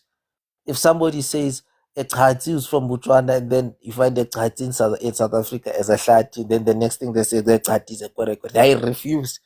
That one is not a Kwere. That one is my brother. A Kung who's from Angola because he's our kind. I refuse to when somebody Yeah, who we're is talking bloodline. We're talking bloodline. bloodline. Do you understand? I refuse, my brother. A Kora who's from Botswana and the next thing. Hey, by the way, before I conclude, I forgot, and I'm gonna send you this. Do you know in Limpopo there's a village called Hamamadi, Aibosh? I was very shocked when I saw that. But when I asked the Mamusaba Kora of your Akwa, which is your reed Aibosh, they said to me they know about those places, Babirwa, but they are told that Bahamamadi, these our own kind, they are not Karanga by origin, but Biromos is Karanga. This is how they preferred. And then they said, no, those people are not Bakaranga originally, but we have them in Limpopo. You know, I was very shocked. Then I remember Mukaranga. I remember him when I saw this. And also, I'm going to share this with him. The thing is, our cultures, as I've said to many people, they exist. We all exist in one another. This hegemonic thing, it killed our society because of when you go to the Eastern Cape, Utetis Xhosa. When you go to KZN, we are Kulum. When you go to Lesotho, Wabua. Hoya Botswana, Wabua. Eswatini, Yategel. Those things they've killed our culture. If you go to the Northern Cape, on Sprat Africans, there's no such thing. We are disintegrated. We are all one. Spiritually, we are connecting. That's why most of your children from Limpopo, particularly who are Kwe, that is why they are on the rise right now.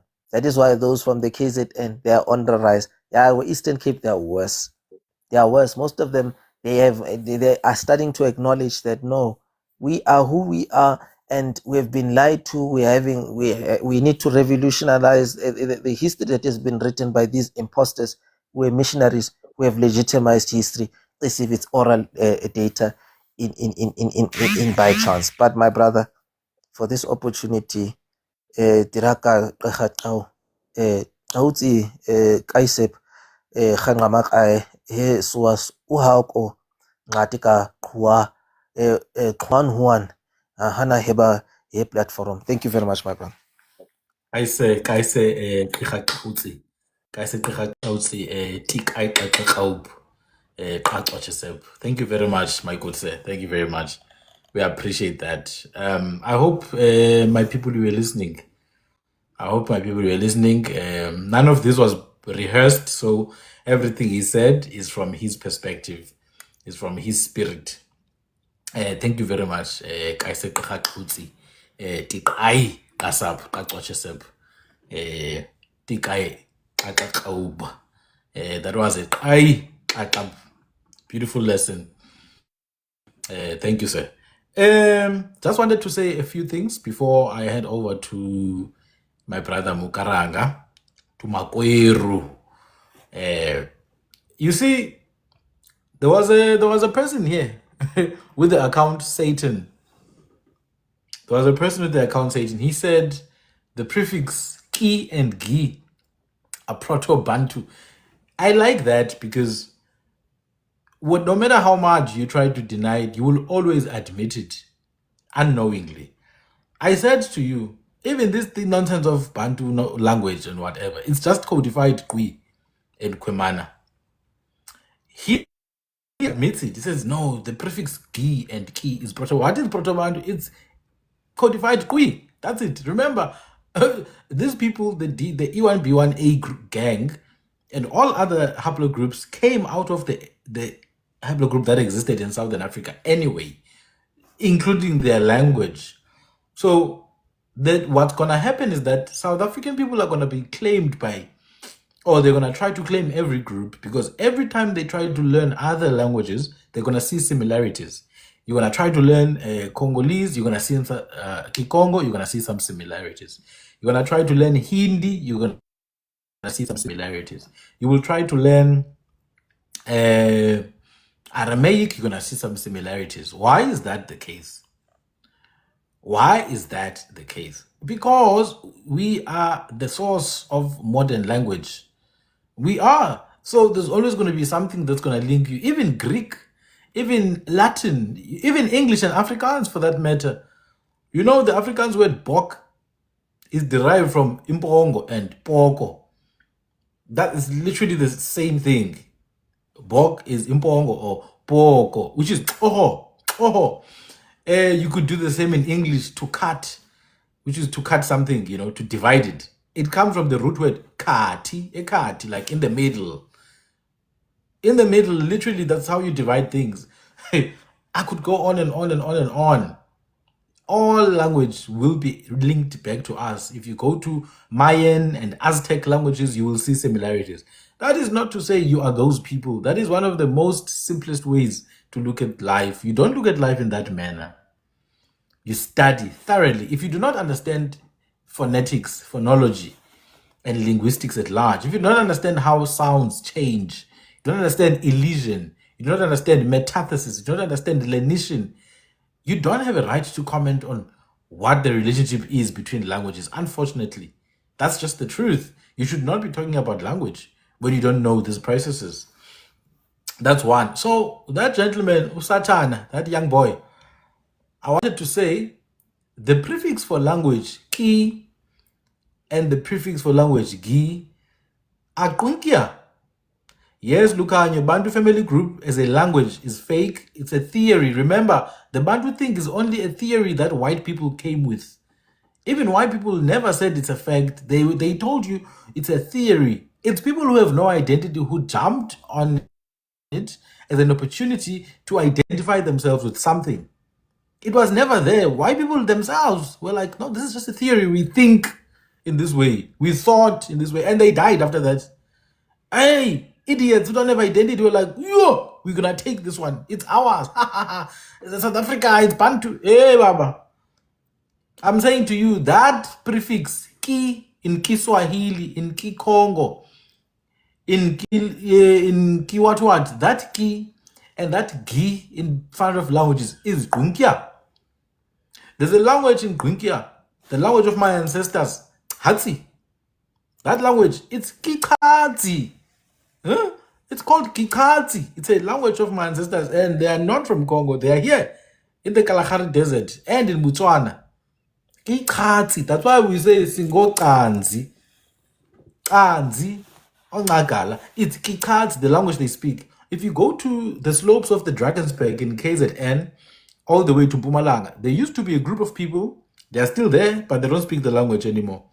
The people were known as Ote, and they spoke Krekwi. But when they say the language in full, they say Kitrekwi. Kitrekwi. That gi in the beginning is a prefix for language. So Kikati, Kitrekwi. This is why you also have Kilobedu in South Africa. Kilobedu. So how is that Proto-Bantu from Congo? No, this is a prefix that we use here for languages. In fact, even the other prefixes, like for nouns, there's many other prefixes. Guys, you need to remove this Bantufication nonsense. The prefix, let's say si as in isizwe. You know that prefix exists in Kati. It's there. It didn't come from somewhere else. In Kati, for example, a skin is called mwa. It's a skin. Mwa. That's why you have mwa. That's why you have iskama. Iskama, it's a skin. But they also pronounce it as simwa. Just like a bird, a little bird, it's mui. They also pronounce it as simui. They add that prefix isi. It's one of the noun classes. Isi, easy, in, isn't, ulu, ubu, uku. So these prefixes, even your prefixes like u, aba, u is there. You find it in tram. You find it in tram. Aba, you find it. It's a prefix for plural. Aba, abe, they, them. And you have tu for people. Abe, tu or aba, to they of the people, they who are people, Abantu. You think this is just a random word that came from? No, it's a Kwinkia word. It's a Kwinkia word.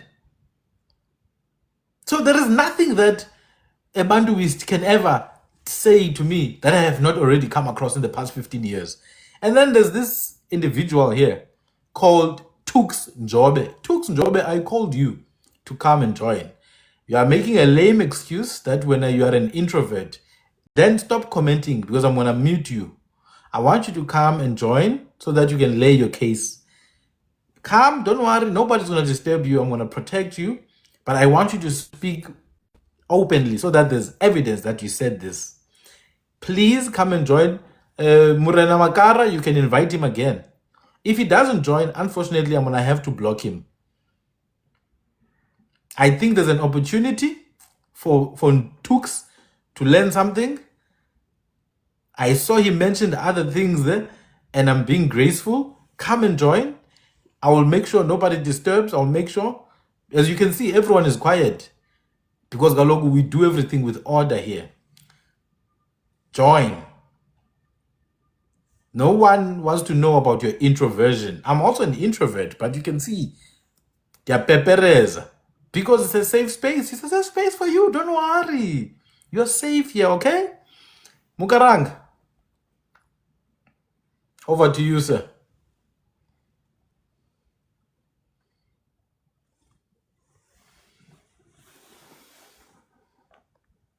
Greetings, everyone. I would like to allow the other panelists to speak.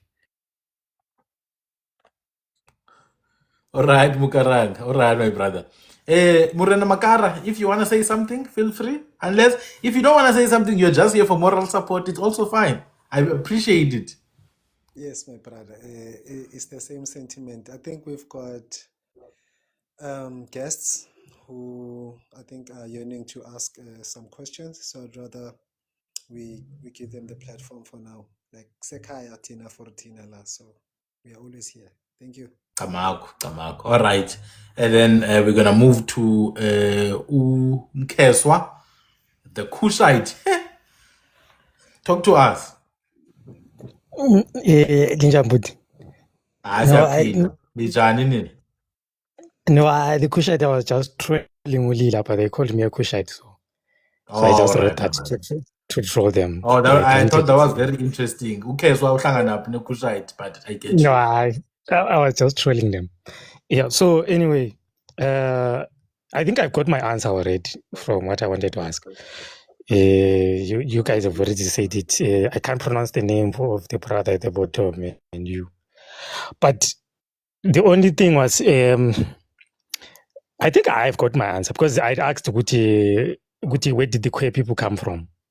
Meaning generally all the indigenous people of South Africa. Where did we come from? Because I know that there's a school of thought that I read a long time ago. I know that you say we should not refer to books, but when there was no, when there's no alternative, a lion will even eat grass, isn't it? So we did. There was no other way for us to get information except in books. It's good these platforms now are giving guys like you an opportunity to explain certain things about ourselves. Like me, for example, one of my ancestors is called Umkeso.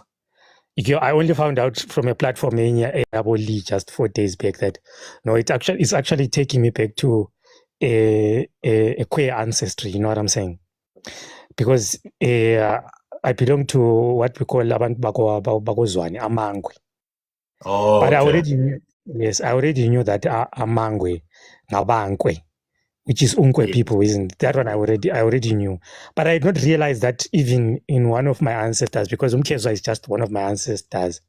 Umkeso uzalwa ngumdladla, umdladla uzalwa nguNdinisane. So these were kings, these were Zwane kings.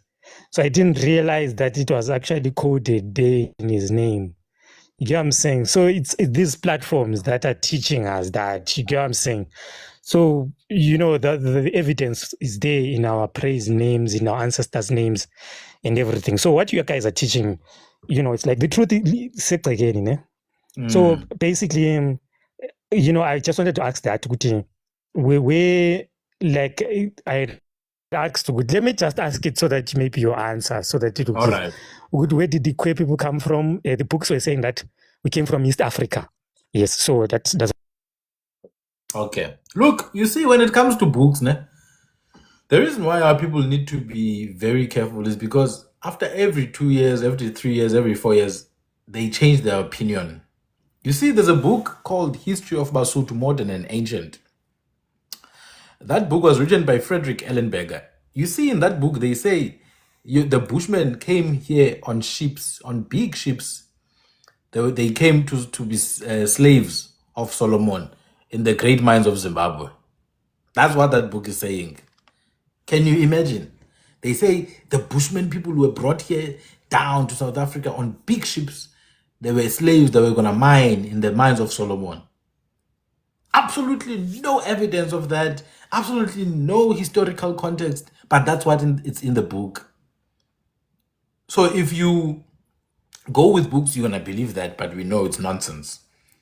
And also, it changes all the time. Even for those who are genuine researchers, they don't know enough. The reason why they do not know enough, they do not ask the people they're trying to talk about. You cannot talk about a group of people without consulting them.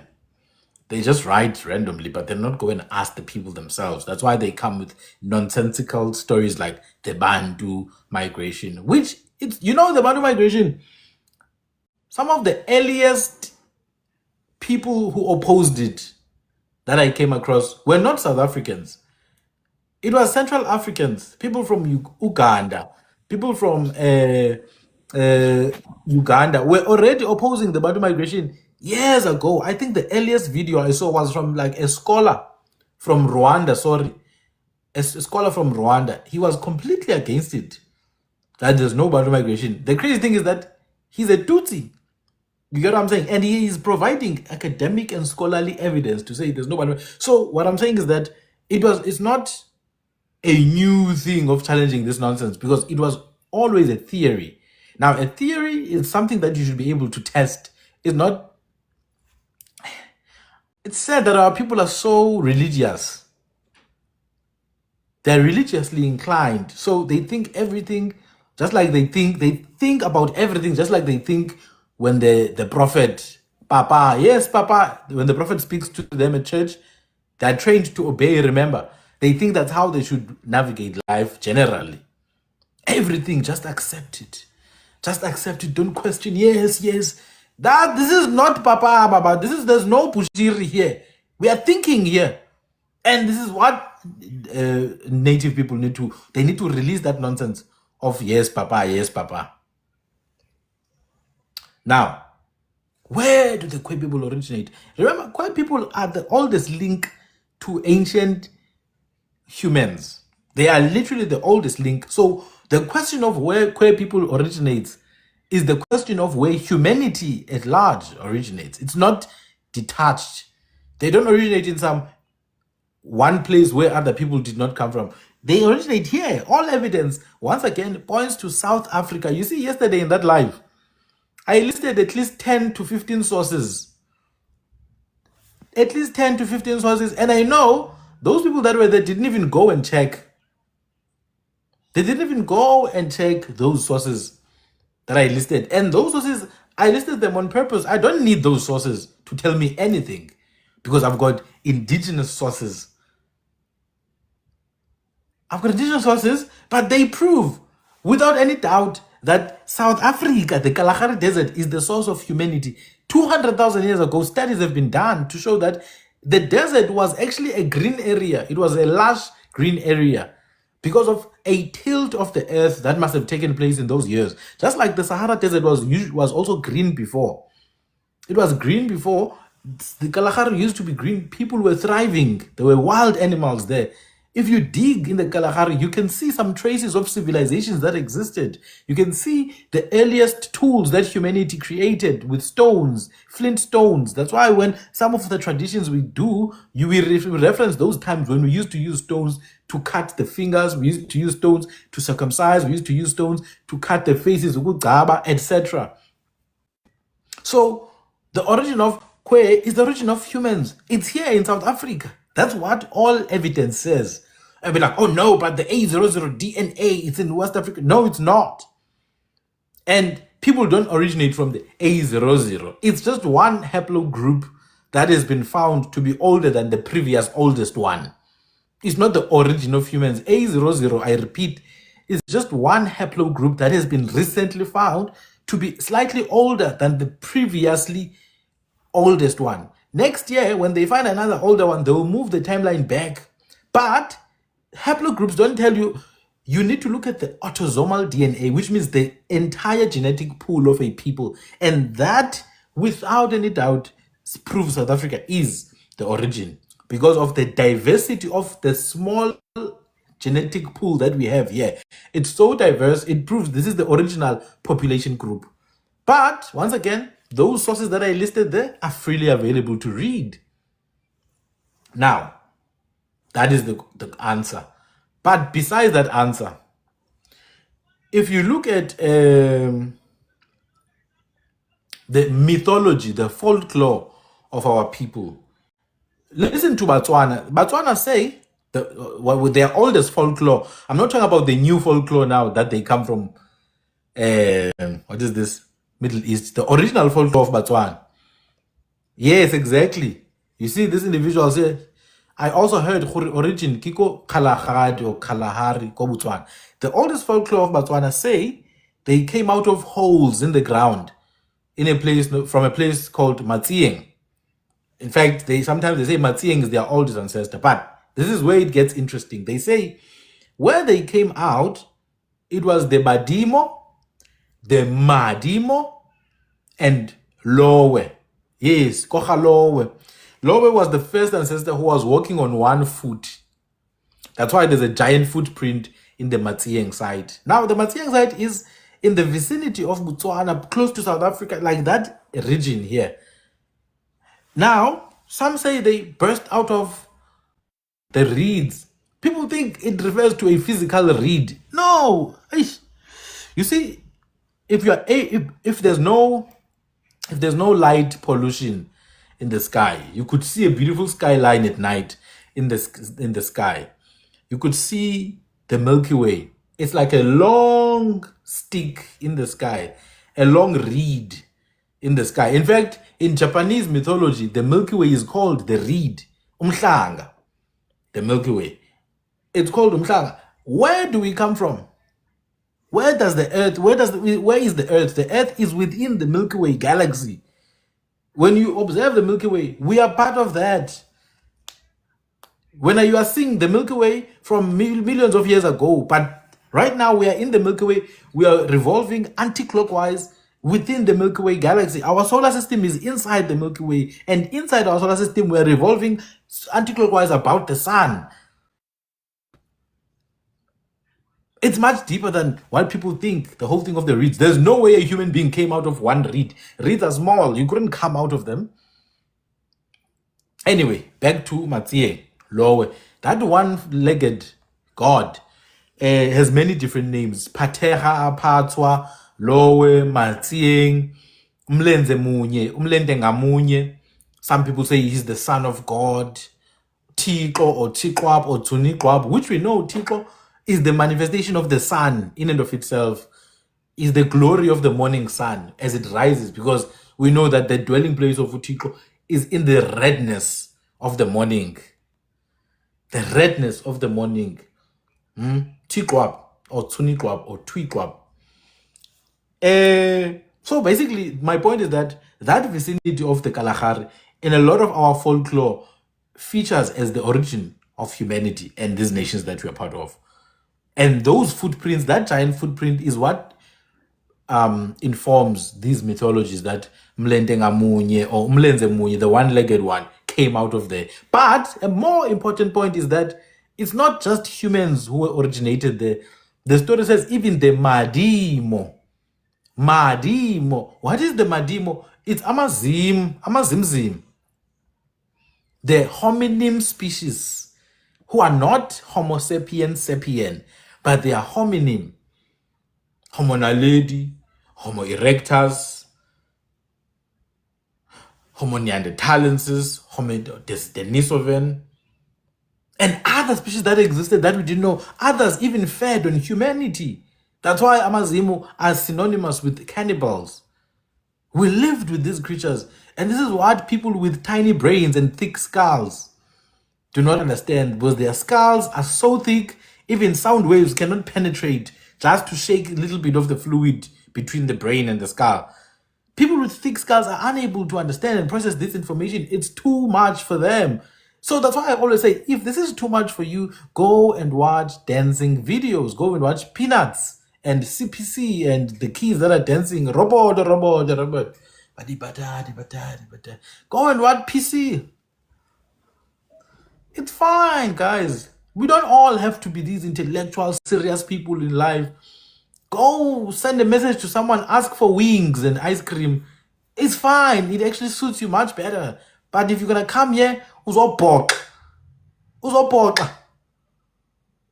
This is a space for people who want to learn. Mr. Sbuda. Okay, can I ask one more question? Okay, Yeah. okay. It's something that someone asked in the comments that I'm also interested in. Can you please, if you have done the linguistic comparison on Hadzabe and our Khoi languages, just speak on that. No, there is linguistic similarity. I will mention just two words. In Hadza, even the Hadza, unfortunately, they've lost some of their ways.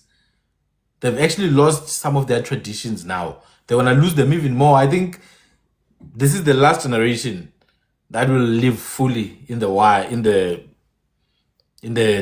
nature. The next generation of Hadza are gone. They are finished. It's going to be so sad because we're not going to know much about them. But the little bit, I do have some sources on Hadza. It's just that I have not focused on the language. But I know they used to do in Haiti, the cutting of the finger.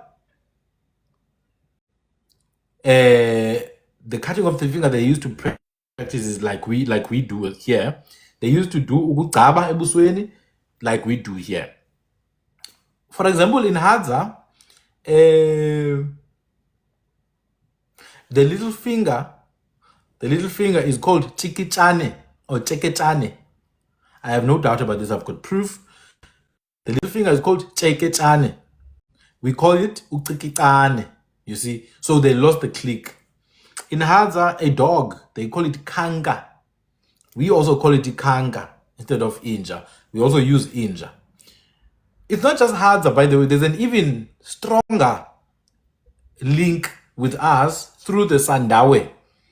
In fact, the Sandawe, even sometimes when you look at the Sandawe, they even have that Southern African Tswana Kalahari look a bit here and there. They've got a bit of a slant in the eyes, the Sandawe. So you've got your Sandawe and your Hadza. The Sandawe speak Sandaweki, your Hadza speak Hadzabe or Hadzabeki. There's that key prefix again. That key prefix which is used in terms of language. That's why we call the Ngu language Ngu ki. The Kham language Kham ki. And then Sandawe language, Sandawe ki. In fact, even the suffix Sandawe, and Hadzabe, those are features of Southern African languages. I'll give you an example. The name Kenge-ba. You see, the name Kenge-ba, names, nouns tend to end in a B or an S for noun class purposes. They can be masculine nouns, feminine nouns. So, for example, the moon, it's A, could be Kaib, could be Kais. Even the month could be Kaib or Kais with a B on the S. So nouns have that marker sometimes at the end, a B, an S. That B gets softened into a W. I repeat, that B gets softened into a W. So that Hadzabe becomes W when the Sandawe people say their name. They become Sandawe. Who knows? If they have another dialect, they could have been Sandabe. I'll show you an example. In Kora, the name wheat, the plant wheat is called gorob in Kora. Gorob. If you causalise that, it's ingoloba. But in Xhosa, it's ingolowa. the B becomes a W. This is what, if in linguistics we call this begat gefat. Begat gefat, where sounds soften, change, they soften, they change. That's why you have abantu and vanu. The B becomes a V. Or watu, the B becomes a W. There's other words in Hadzabe that you can see there. So those Hadzabe people who've done the research say they're basically Southern Africans who mixed with East African populations. Here's what I'm gonna say. With the work that I've done in research, that region of East Africa, Kenya, Tanzania, all the way to Somalia, there were a lot of click languages there. There were a lot of languages with much more consonants, pulmonic and non-pulmonic consonants than there are today. In fact, in some of the languages spoken there, I did the research. I don't know if I took notes. I don't remember now. But in some of the languages spoken in the Horn of Africa, you can still see traces of clicks. No, Ngoloa is wheat. It's wheat, the one that's used to. Oh, you're asking, is it an African grain? Like, is it native to the continent? I'm not sure, honestly. I'm not sure if it is native to the continent. But I know we used to make bread with many different things. We made bread with many different grains. So there's many different kinds of bread. You have isonka, you have ikabengwana, you have umkupa, and then there's bereb as well, which is songa samabele. So we had many different grains. So I'm not really sure. But anyway, there's languages in the Africa and East Africa that still have some linguistic evidence of previous presence of clicks. So you'll have lateral alveolar fricative sounds like or sounds that are clearly a softening over time of clicks sounds. Click sounds are simply just pulmonic or non-pulmonic. What is this? They are consonants, really. Majority of the time, you have to retract your tongue and suck air in to pronounce the click. Qunda. Komkhulu inkosi man Nkosi. undihlekise nje kulaa ndawo karobot akanikwazi uzibamba Abambo jive man. Tyhini. Listen man, umkhulu bethethile ekuqaleni ne I was listening and I'm like, what he's saying is very true. Like, you have to listen to yourself, man. There's always gonna be a sign about, no man, there's something in me that is saying I'm from here. And also question when a lot of things are supported a lot by the Western side or the Western people. Don't just agree. You see, Namkulu, if you remember when I met you, I was not that clued in a lot of information of our history. But when I spoke to you, I said I had questions already from way back, but Yeah. nobody had answers for me because I have no one to learn at that time. I questioned my hair. Like, people would make fun of my hair because it's popcorn hair. It's pure popcorn hair. Some of these pictures that you're showing here, my hair is exactly like that. I can't comb my hair because it's very strong. I comb it now. I know. It curls back now, you see. And they used to laugh at me. And then I looked and I found, oh, my ancestors were like this. And then I was like, I'm proud of this hair. It starts just from small things. Your physical body, a certain part in your body, you have big bumps. They're laughing at you, can't only to find out, no, man, you're resembling your ancestors. They're little things, man. Look at them. You see, my hair is exactly like this. There's small things that you have in your body features. And then some of us, we just take it for granted that it's not information of who we are. Remember, these are the people that made you, okay? These are your genes from your ancestors. You will always have them, whether you like it or not. And also, it goes in as well with even the naming. Our names, there was a time we were explaining our names, and we have this mentality of thinking, no, Usbulele or Uvuyo or Usandile is only means in isiXhosa only. Kanti, if you go deeper, you find, no, man, this is Kwe. and this is how it means, and it's been there way before. And then your clan names as well. Your clan names give that identity as well. Now, Yeah. what I'm gonna ask you, Bakulu Abam, yesterday what happened? Yes, it was not nice, but the fact that you had a time to explain a few things, I'm telling you right now, few people are gonna wake up from that group and realize, like, no, man, we are being fooled here. Here's the truth. The truth will always be fought. That's another thing. It's never Yes. gonna be just easily taken. But as long as we continue this journey bit by bit, few people are coming in now on board. They are starting to understand who they are. They are asking questions as well. This guy that just left now, okay, so I think Yeah. he was fighting Umosaya yesterday. I listened to this guy in the middle of the night. I was chilling there and watching, like, because I know he doesn't add me Umosaya on his thing, because he knows I always tell him you're a liar. Then he was questioning him, and this is why he's questioning you about the very same guys from Tanzania, the Hadzabe people, because Mosiah took the other 10, whereby he's now like they are from Kikongo, these people, but then he Really? was questioning these things in a nice way, but they came and fought him as well. So I Yeah. understood very well why he was asking this. Like, okay, he wants to make sure that what he was also disagreeing, then maybe surely he was right in certain things that he was saying. We cannot all be 100% like you, my brothers, because you are far. You are way far. You are way ahead. You've got it spiritually, this information. You've met with some people who are still alive today, who knows about our history. And you've sat down. You've went to different lands. Those lands as well, when you land in them, obviously they're going to come spiritually to you.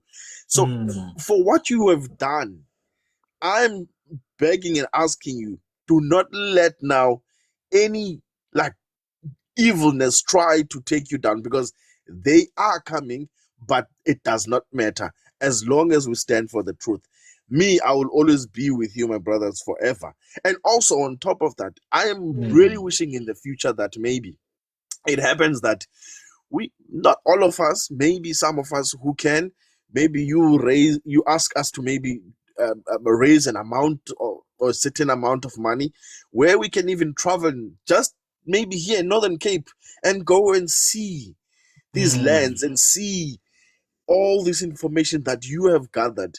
Go see some of the elders. Go see the I think I'm not 100% sure if it makes in Botswana, whom are still speaking in their own language now. Yeah. But you can correct me on that. Whereby we meet these people as well and we learn. I really think it's important to learn who we are. And as a person who was really like, I was less knowledgeable back then. I'm getting a bit, I'm learning as much as I've met you, both of you. And I've met both of you in different ways. I've met you when Kulua and quickly said to you, I want to chat with you. I've Yes. met the other Kulua. I saw his like live and videos, and I was like, at that time before I met you, like, what is there such an information? It got me excited and scared at the same time. Like, whoa, what we think we know is not what we know. So it is time that we really change that. And the fact that he's telling his father as well, go represent us there, stand for us, and speak for us as the people. And make sure that you are not scared and you are telling them when they are saying what they're saying is wrong. So that at the end of the day, government gets to have that pressure to also rectify what they have done, because they know what they're trying to do is to make sure that they eliminate and take away the natives of the country so that they can have access to what they want to have access to, which is wealth as well, because our land is wealthy. And this is what I always say to people, and I've said it to you as well. I sent you a voice note earlier on. We are not the United States of America. Yes, the natives there were almost perished. We are still the majority here. Let us take that advantage as we still the majority. But these cracks that are coming in, if we dare allow them, we will collapse. So we have to make sure that we mend and speak one language, one idea, and also one reasoning as well, so that we can be able to challenge even parliament in such cases. Thank you. Kamagu. Kamagu Kunda. Kamagu Baf. Kamagu Mpele. Thank you very much. Njobe, come and join. Gena Njobe. Njobe, come. I want you to come to the panel. This is a perfect opportunity for you, Njobe. Come. Hey, thank you, Kunta. Amakunta ke guys. Tinabantu ke baziyo. Those of us who have actually taken the time. Those of us who have taken the time. Amakunta, Amaju, Amaka. In Kui societies, Jwaga and Kunta are the same people. In Kui societies, Amajwaga and Amakunta and Amangwana are the same people. They've joined and became one through intermarriage. That's why you've got Jukwan people, and the languages they speak are usually grouped together as Jukwansi. You also have your Khun people who would speak Khuntali or Khuntari.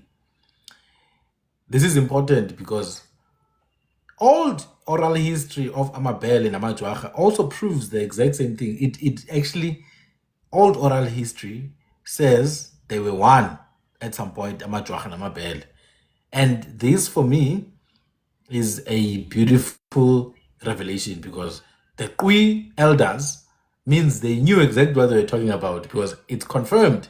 Jwaga and Kunda and Bele, same thing. Someone is asking, what about Amazangwa? That's Tsawukwa. That's Tsawukwa. Tsawukwe people. Gama Tsawukwe abo. Abo bantu abo. And we have a Namibian here. Kun are also in Namibia. That is correct. They are in Namibia. You also have some Kun in Angola as well. They are there in Angola. Just like you have some Kwadi that used to be in Angola and some Kwadi in Malawi as well. I think there's a village called Chizama there. You had some Kwadi speakers, people. Yeah, I'm not sure what this person is talking about now. Yeah, but yeah. So it is imperative to actually pursue yourself and try to understand who you are. Yes, it's Kwadi. It's Kwadi speaking people. It is important to pursue yourself and understand who you are. Okay, no, it's fine, guys. I will open the floor to my brother Urwa Kauseb right now.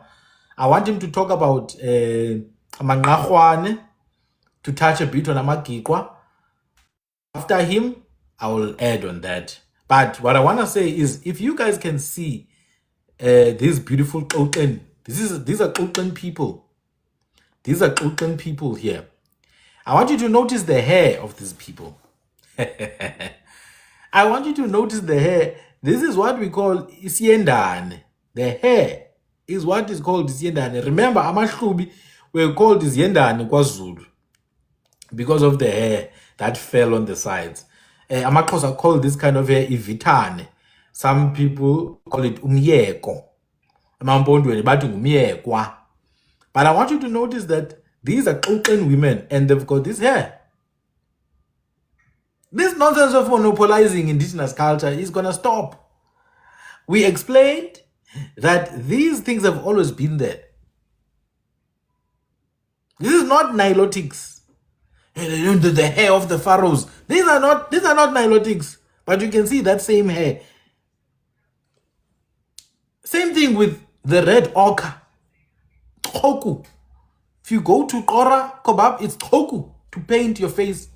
Amaxhosa athi ukuchokoza, ukuthi choko. Basuthu batori litsoku. Litsoku. Choku, you can see it's a codification of a click form.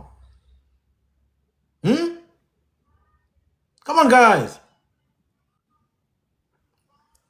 There's another one that I don't have right now on me, a picture, but it's of a famous lady from Botswana who was an activist. I think she's Kho. She had cut her face here. She had cut her face like Amadebe used to do. She cut what we call ukuchaza or ukuchaya or ukubhaca or ukugcaba, different names.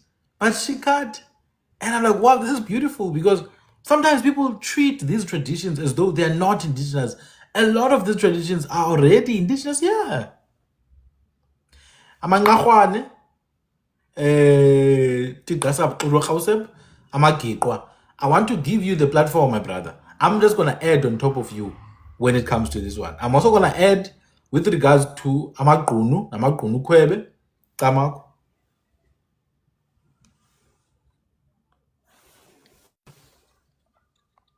If you are still with us, I hope you're still with us. Otherwise, I'll go in. It's fine. Okay, I think maybe he's no longer. Maybe he's busy with something else. Amagikwa. Someone was asking about Amagikwa. Firstly, let's put it this way. Before 1770 to 1779, Amagikwa were independent. They were not a Xhosa clan. That is to say, they were not part of the Chawe kingdom. They were an independent group. It's only in the late 1700s that Amagikwa were part of the Xhosa group, of the Chawe group. In the time of Kauta, it is Kauta who won over Amagikwa to team up against Amandlambe. I repeat, Kauta won over Amagikwa so that they could together team up against Amandlambe. You can see this because Amagikwa were of the same status as Amachawe Kwataleka. They were of the same status. They were raised into the level of the chief counselor, basically a deputy of the king. That doesn't just happen on a conquered tribe. That happens if you negotiate a partnership. And this is important because it's the same way that Amagunu Kwebe were amongst Amachawe. Amagunu Kwebe were the same. They were not some servants, they were partners. So Ukauta was not a very strong person. He's not remembered by anything in particular. We just know that he moved around a bit. He was in Eqonce, Ebira at some point, and then back to beyond the Nxiba River. But in the 1770s, Kauta met a leader known as Nwina, a person called Nwina. His other name is Qabi. That's why the Europeans called him Reiter. But his proper name was Nwina. And I remember my brother Xora Kauseb a few years back when we were looking at a picture of Reiter. He's like, no, that's not a Twina, that's a Nwina. And it's actually true. People of Amagikwa confirm it that it's Nwina. And then it was also changed to Ungwiliso. What does the word Nwina mean? The word Nwina means to cause other people to bow. When other people are bowing, bayanwina or bayanwila to you. That is what the name of the king of Amagikwa in the 1700s meant. Nwina, the one who makes others to bow. He's the one who had a partnership with, you could say Ikunqula, yes, in a way. You could say Ikunqula in a way. Correct. So I think it's just a dialect, Nwila or Ngula. I think it's a dialectical difference. You know, we have dialects most, because some people will say ukukhozela, others will say ukukhwezela. Some people will say umkhozi, others will say umkhwezi. So I think the same thing. Ukunqula, ukunqwila, ukucula, ukucwila.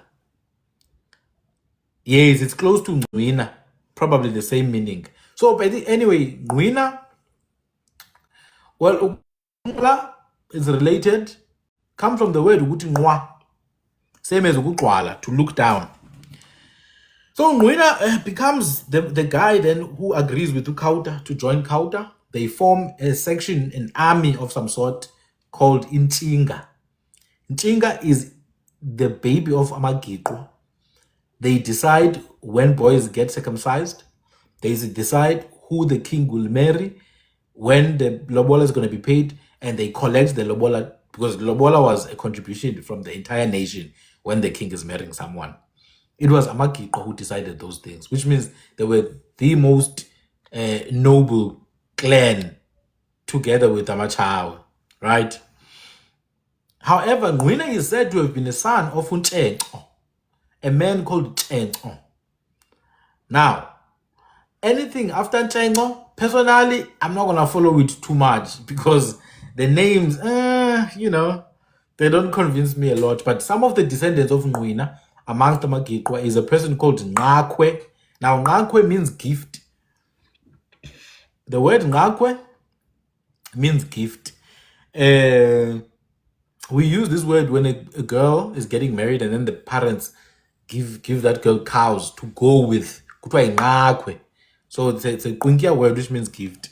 And it shows all the names of Amagikwa. Nwina, Chenco, Ngakwe, they are all Kwinkia names. And this is where I'm going with it. The Gikwa are a part of the Heikum people. Heikum people, if you go back to the time of 1680s in Nweba, what they call Aberdeen today, in the Grafrenet area, that's Nweba. If you go to the 1680s, there was a king. The Europeans called him Haakon, but we know it's Haakon. Haakon. It's the name of a group. It means those who sleep in the forest or amongst the trees. Hey is a tree. Is to sleep. Ukuthi kamnandi. So Haakon people. Within the Haakon people, you've got your Gikwa. Amagikwa avelapho. Remember now, you have a Magikwa Eastern Cape, you have a Magikwa amongst the Botswana. You have a Magikwa Eastern Cape, you also have a Magikwa amongst the Botswana. You've got a Machawa in Eastern Cape, you have a Machawa in Botswana, and in this place, what is Zimbabwe. You understand? Same thing, you've got Kora in Free State, Northern Cape, you've got Kora in Eastern Cape, you've got Kora in KZN. It's like that. You've got Twa in Botswana, you've got Twa in Zimbabwe, you've got Twa in Mozambique, you've got Twa in parts of KZN as well. So it's like that. Amagikwa were part of the Yikom people. They were part of that entire group of clans. Sometimes these clans were called Amayintsati. They were called Amayintsati. But Amayintsati, remember now, it's many different groups. So you've got this Tatu, the Twatu people, those who lived next to the Oliphant River. You've got your Tram people who were known as Swakwin or Swakaqi or Swakaqui, the mountain dwellers. Your Tram. You've got your Gwashukais, your Claypot people. You've got Amangahwane, which my brother Kawasep is going to touch on. So amongst the Hinsati, it was many groups that were there, and Amagikwa, one of those groups. To touch a little bit on Osukwini, by the 1700s, by the mid 1700s, Osukwini, some of them were in the region of Alice today, Idike. In Alice, there's a river known as Umankazana. Above that river known as Umankazana, there's a mountain called Ulutsai.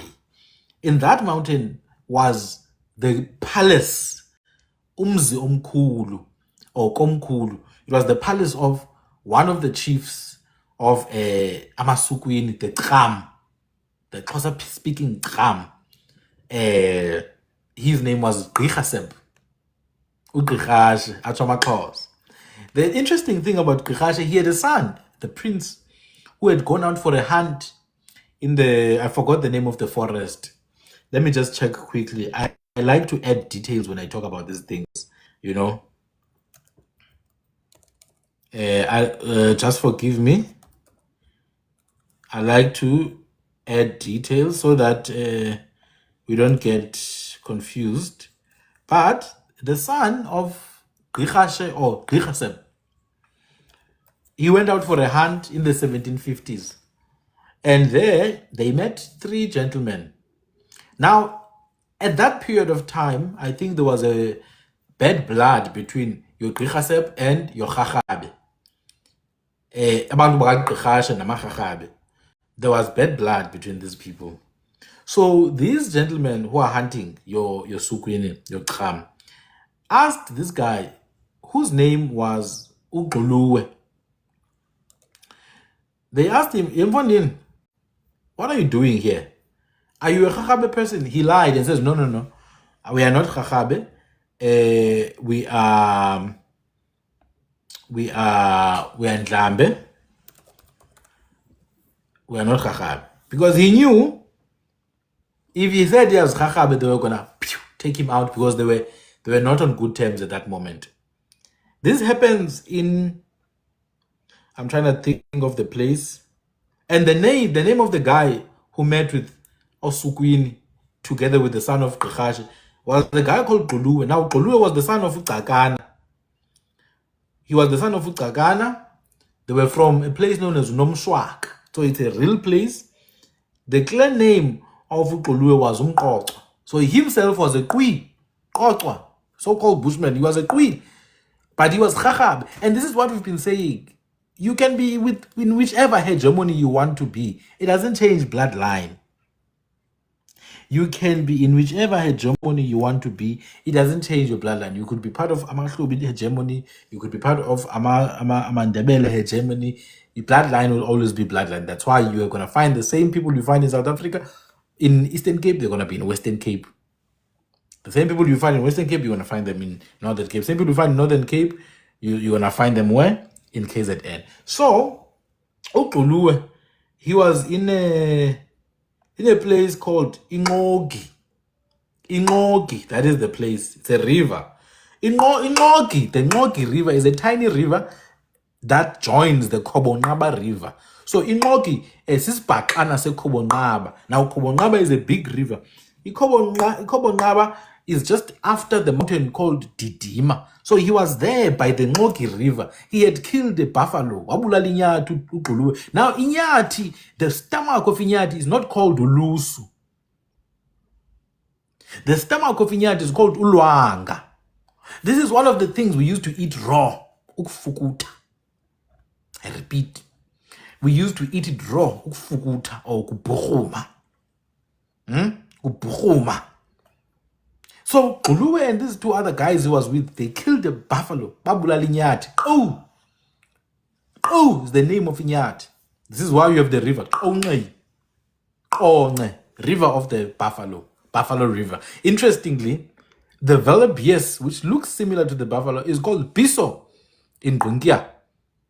Just by Buffalo River, you have a place called Bisho. It's just interesting because the name Biso is a Bungia word. It means a Velabies. People are like, oh no, Bisho means it's an Ethiopian slave. Yes, there was an Ethiopian slave called Bisho Jarsa, but she just arrived in the 1800s. The place was already Bisho by then. Ash.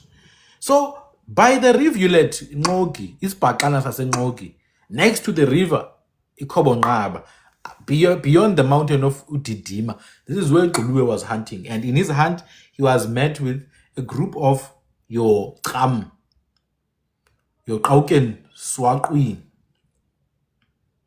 And as he was hunting, they asked him, are you Khakhabe? He's like, no, I'm not Khakhabe. I'm Ndlambe. Like, no, when are you Khakhabe? And then they keep on speaking. This is where that story of Gquluwe was smart enough to lie. That's why amaXhosa say, we will come with tricks of Gquluwe. Because Gquluwe ran away. He fed those guys meat, buffalo meat, Nyathi, Khari, Nyathi, or Nari, or Ingqumba. He made a quick stew there with blood, better pabubende, fast blood pudding, fast. The one that you buy when you eat full English. Oh, I want some blood pudding. Bububende, man. With some fat, mhlehlo Nyathi.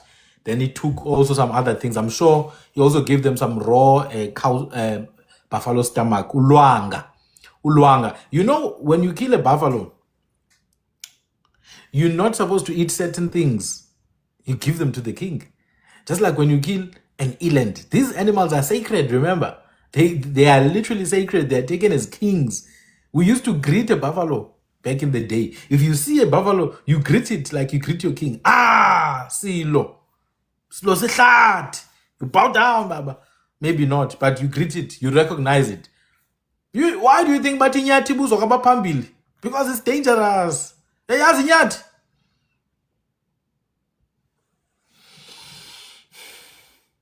cook some food for them. They slept at night. No, bubende is blood. Bubende is blood that is hardened. You see, when blood is thickened, in fact, it's cooked blood, if I'm being honest with you. The proper name of proper bubende is blood that has been cooked in its purest sense. Then people started mixing it with other things, like with pieces of umhlehlo, caul fat, and pieces of other minced meat, amanqweme. So they would take amanqweme, bathatha imihlehlo, banqunqe, benza amanqunqelo, bafake igazi, baxube, bazamise, benze ububende. That is what bubende is. I think some people do use the word bubende for spleen, which is utagada, because if you really look at it, it does look like dried blood. Anyway, at night, the elderly people slept. Only the young people stayed guarding Guluwe. Now, Guluwe was sharpening some weapons. One of the weapons that Guluwe was sharpening is a weapon called ingcola. What is ingcola? It's the Kora Ngorab. In isiXhosa, it's called ingcola.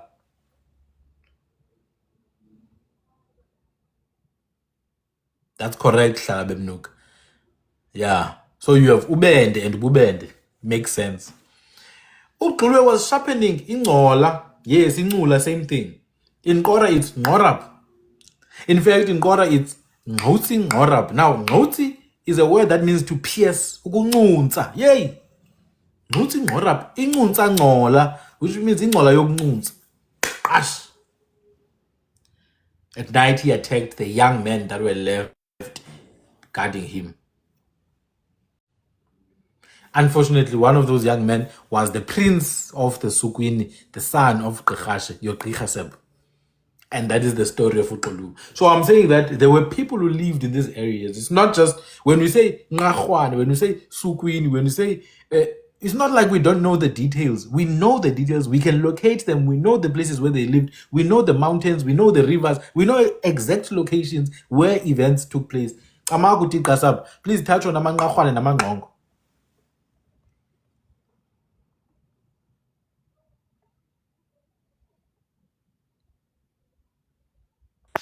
Thank you very much, my brother. Thank you very much for this platform. The Ngahwana, these are Nama generation. Remember, Nama have their own bloodline. We have amongst your Nama, we have your Dogain. These are your I would say these are your dead. I'll tell you, they differ in bloodline. We have your Kaitkhon are your red people, but it's not necessarily your red people. These are your Wildberry Shield people. They are related to your Kaitkhona from your tribe, who are your Taibush. And then from the Nama you have your Gautwan, which is known as your Swartboy. You have your Kobosen, you have your Koboben, which is your shoe those who wear shoes, right, are known for wearing shoes. And then we have also your older Amuma known as your Qwaqwara Qeqeqes, right. Now, your Qwaqwara Qeqeqes are known in the Eastern Cape as people who are known as Oqaha, Noqweha, the same. These are the same people. Yes. And then we have also those who are Ngahwana are your Fransman. These are your Kaikhara one. When you say Ngahwane, it's Kharawan, actually. So it's been associated as Ngahwane. It's Kharawan, actually. Now, because most in isiXhosa, some they couldn't pronounce the R. So we say Kharawan when you or you say Kaikharakwen.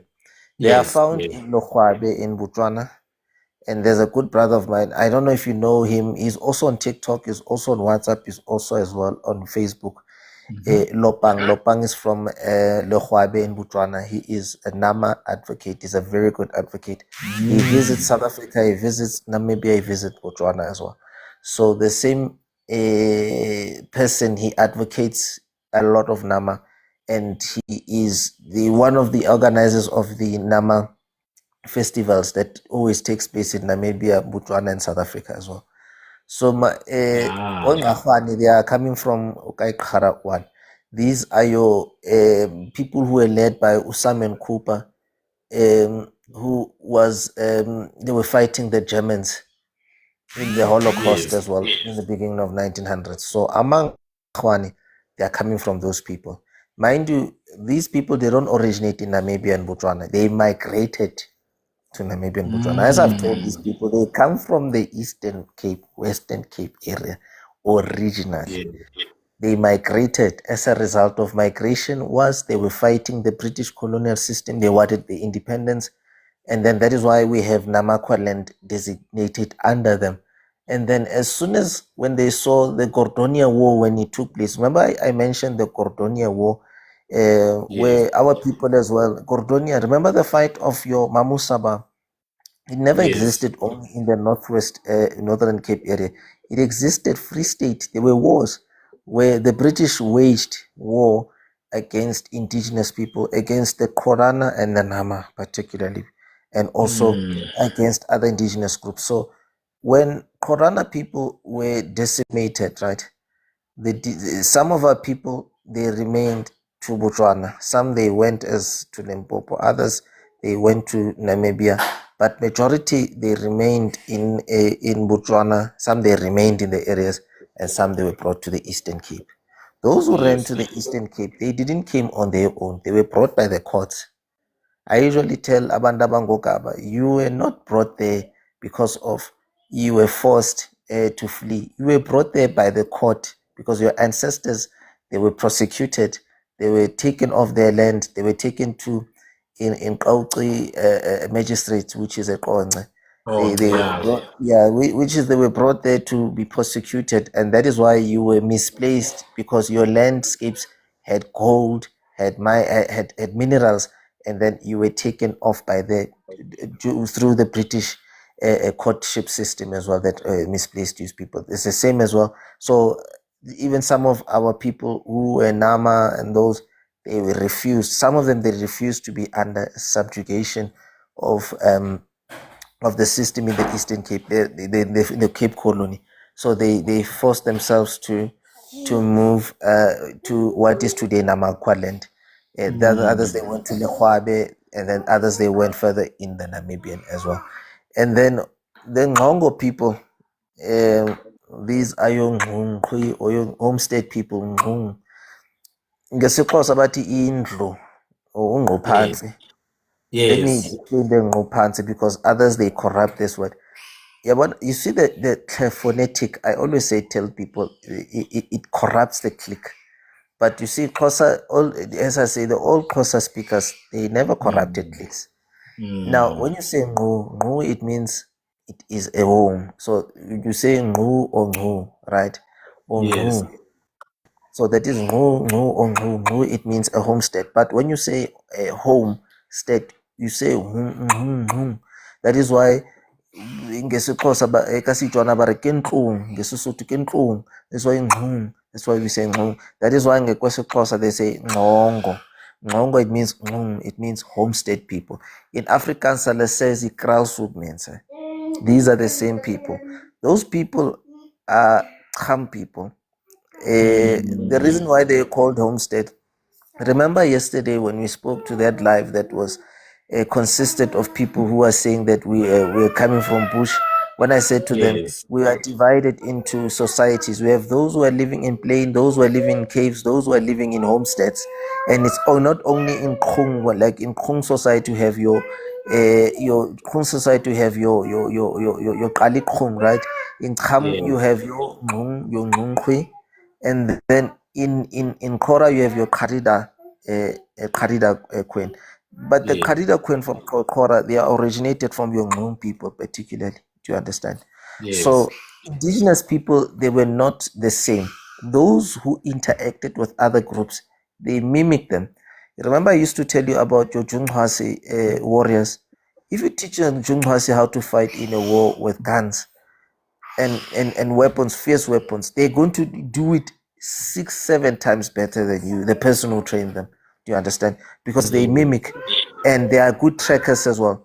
They are the human beings that track from if they have their children or young ones that have been lost, they can track them many miles away. They can track them kilometers away. They are able to track through their footsteps.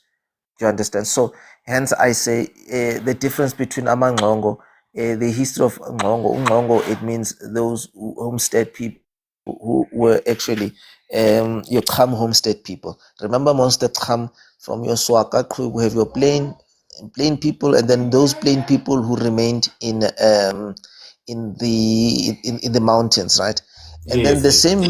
the same people, they are originated from people who are known as your Umtina or Tsiren Kaqitin, right? Tsiren, it means your bitter tree people. That is why sinabon abantu abangomthirharha. That is why Renalemba Tuabubutlokung, they are the same bloodline.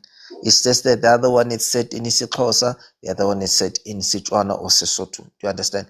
But these are Yes. bitter people as a result. So that is why we have your Tsiren Kaqitin or your Umtina, as you said in Khora, your bitter tree people, as we say. Bitter tree. Yes. Yeah, bitter tree. So that is why we have them. So they are scattered in bloodline. We have those who are not bitter. We say they are your Kautama. And then we have those who are Tswakli. Your Tswakli. Most of your Batlapan people, they originated from your Tswakli. That is why they are known as your Klobikwa. They are coming from that bloodline as well. And then they are also they are originating from that bloodline who migrated from the Cape Colony. In the present day Yes. Western Cape, they migrated and then they went to the Northern Cape. And then those who were in the Northern Cape, were held subject by Barolon Lebakalaka. Do you understand? That is why Yes. when I told you the last time, I have this other guy that I debated from Tabanchu. Mujanaga, he was saying he hates Kwe people. So he has this pride. Do you understand?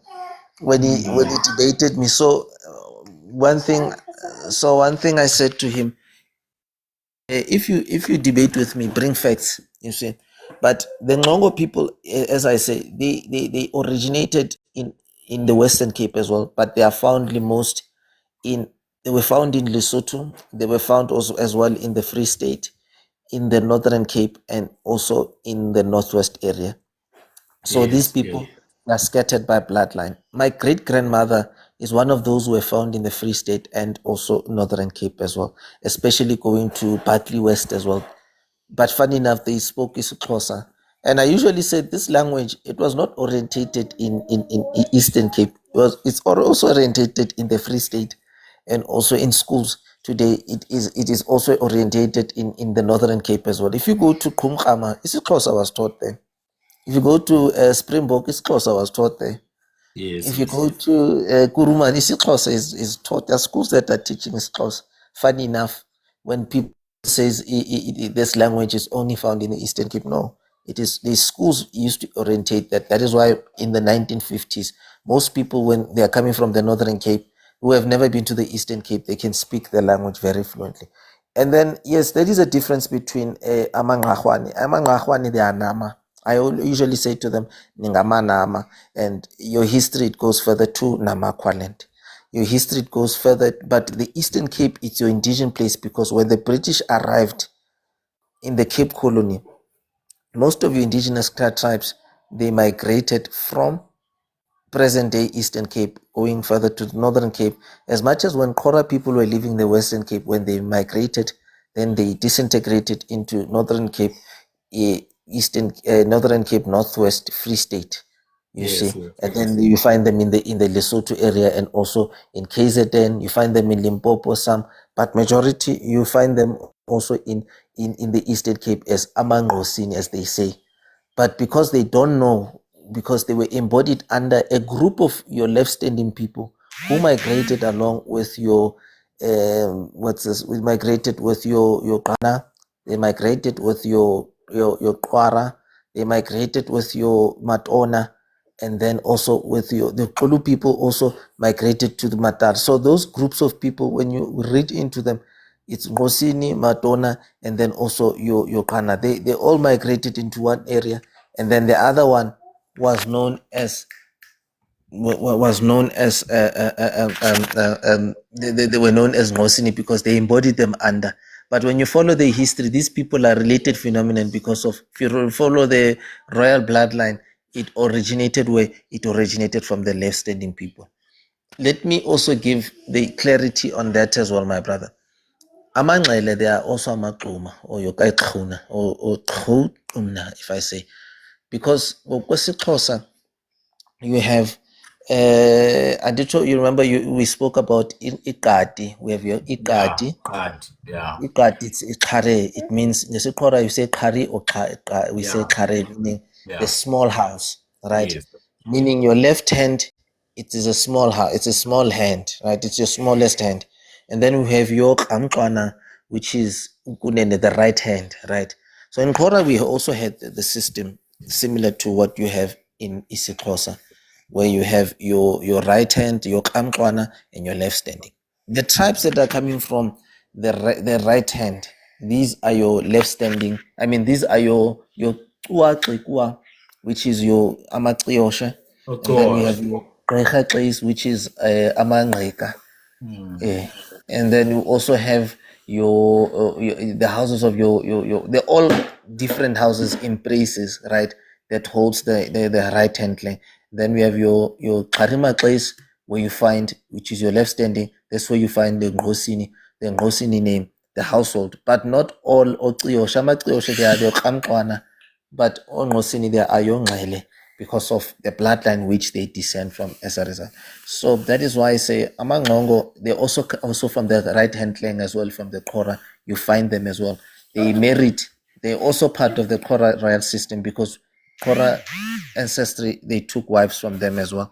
So that is why we have them as well from the Okamkwana. So they also fall under the right hand tribe as well from your Kora. So that is why it is important when you speak of Kora, you speak of your right hand and your left hand. Your left hand is the smaller one, and then it is your Karima place. But when you speak in origin, we are all Kaikhauna. Singamaqobo, amaquma sonke. Yebo. Namaxiyoshe wonke ngamaquma because ikumkani or ikumkani amaquma, it lived many years ago. Many years ago, even Vasco da Gama when he arrived here, his descendants were still there. And Christopher de Almeida was defeated by his descendants, by his children, you see, when he tried to invade the Cape. So, my brother, that is a difference between Amangongo. Amangongo, that's why we say Abathembu bomthonyama ngamacham. We always teach people that. There are different houses, but the dominant house from your Thembu in the Eastern Cape, it is your bitter tree people or they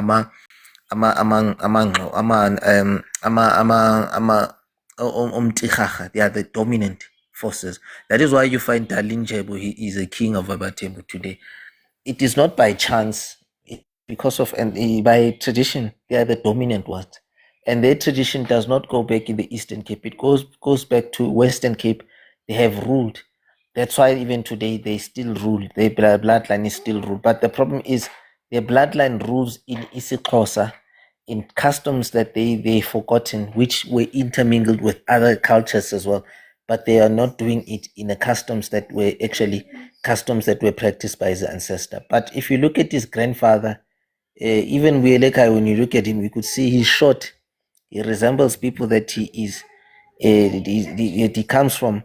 But the thing is, those people who have adopted a colonial language, you see, and then they have spoken it and then not speaking. I like that yesterday when you made an example in greeting, when you mentioned, I don't know if it was in a group or it was on one of their lives. No, you made another live before yesterday with the name Kotoba.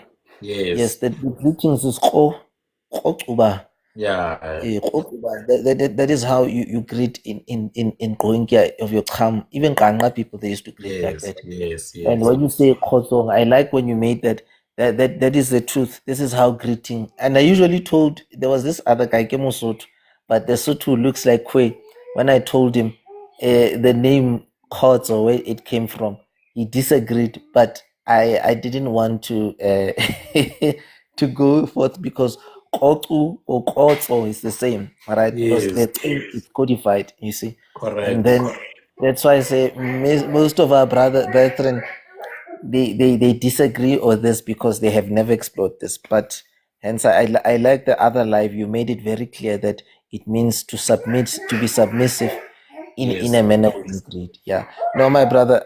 For those who have asked me about the Ngahwana and also the people who are known as Ngongo, these it's Nama and then other one is Cham. And then we have Abanzundu who are known as Yongqu as well. The same bloodline. They are also falling in the same bloodline. But they are the bloodlines that are found further north in the Northern Cape. Kumkama, if you go to Kalahari, in Akanghu, in those areas, you'll find them. Even in Nkubup, you'll find them amongst the Nama. But most majority of them, when you go east of Kalahari, you'll find them. Among Ngoshe, as your Ngusan or Yeah. Ngusi people, they among Ngoshe, you'll find them there as well. They speak the language that is similar to your Khatsi and your the language that is similar to your Khongati, similar.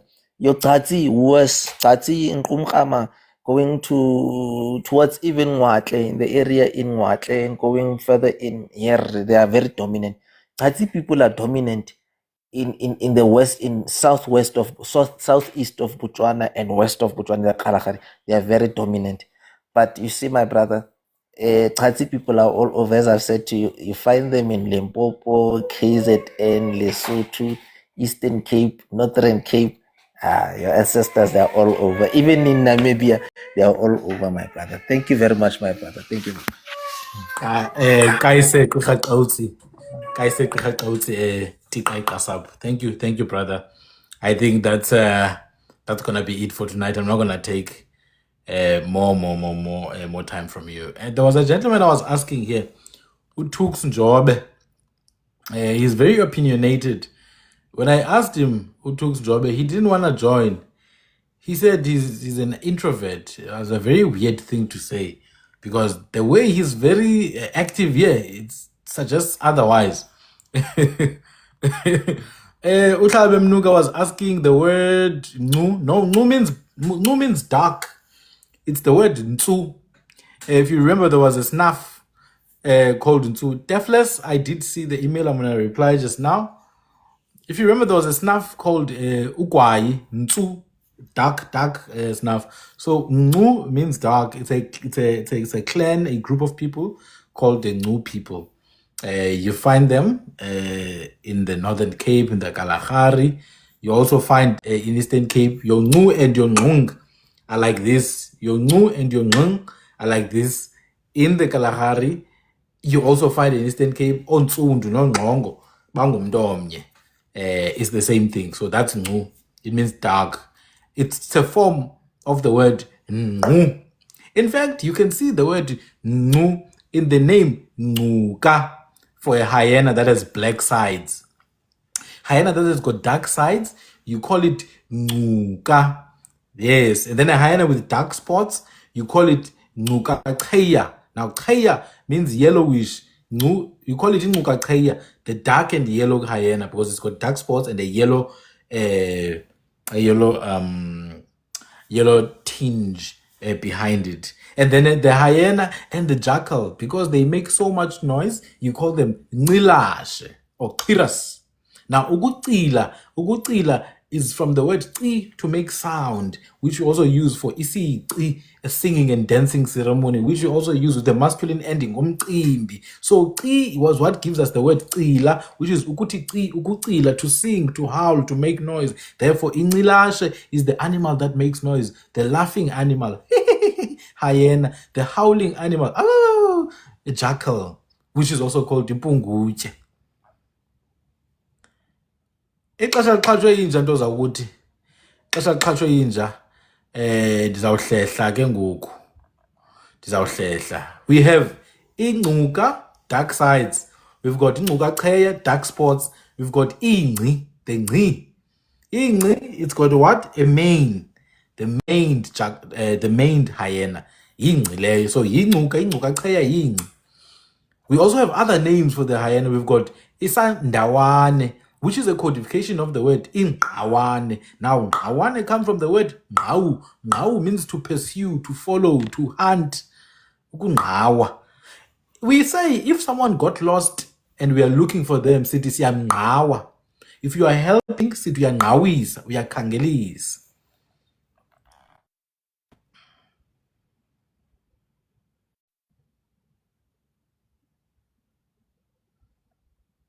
Ingcuka ayithobi. Hey,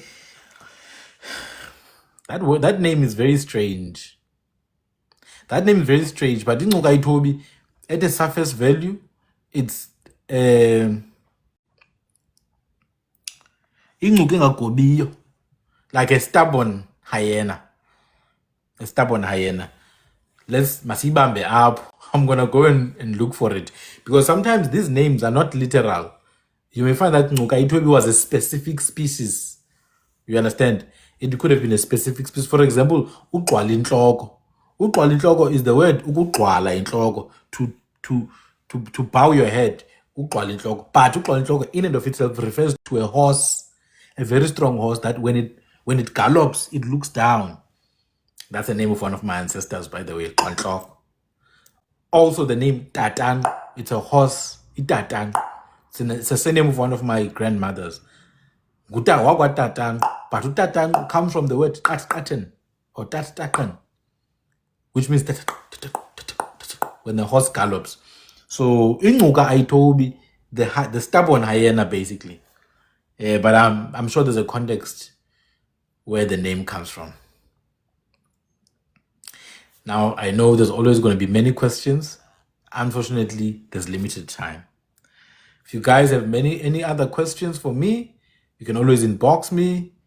Ingqina is a hunting party. Avis, a Zenian child, is asking, what is Ingqina? Ingqina is when people go out to hunt. Let's say people are going out to hunt springboks. Baphuma ingqina. But if people are going to hunt big animals like elephants, baphuma iphulo. I repeat, abantu bezingela baphuma ingqina. Those who are going to hunt big game for longer periods of time, because you can't hunt an elephant in one day. It usually takes long, It's a big animal. So you go out with your wife or some of your kids or other things. Niphuma iphulo. I'm trying to think if I'm leaving anything. Ingqawa, someone asking about ingqawa. Ingqawa is the caracal. The caracal. From the name, ukungqawa, to pursue. But also, is another name for the lion. Which gives us tau, which gives us ndau. Kuchamba sekelona ngucanzi ngulisa ngusanzanza. Esanzonza kwathi gqi umntu. Kuphala kuhle ngoba le ndlela iyehlela uma hamba ngezandla isandla nca.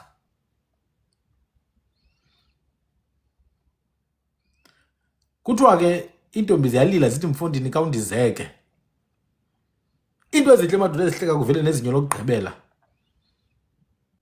Singaba kaluncu soba kamwanje soba kamanda afikele uhlangeni soba kwazaba umfene mazabiwe zabela bafokazi singaba kahlathi ihlathi elikhulu elingothiwa silivutha lothiwa zimfene kuba imfene sibanenilo. Singaba ka mayikani wakwavimbiswa kwakhwala emgodleni wakageqa amatye wakapheka iphemphem ngengxawana wakapheka iqhakuba ngengxawana wakathewa ngebulembe entabeni sincola ngamhluzi manzi asekhona sikhapha ngemuva etasi. Thina singamaphendle singamavula ndlela. Thank you guys. Thank you. This is going to be on YouTube, so if you need to rewatch, you can check it sometime this week. Thank you.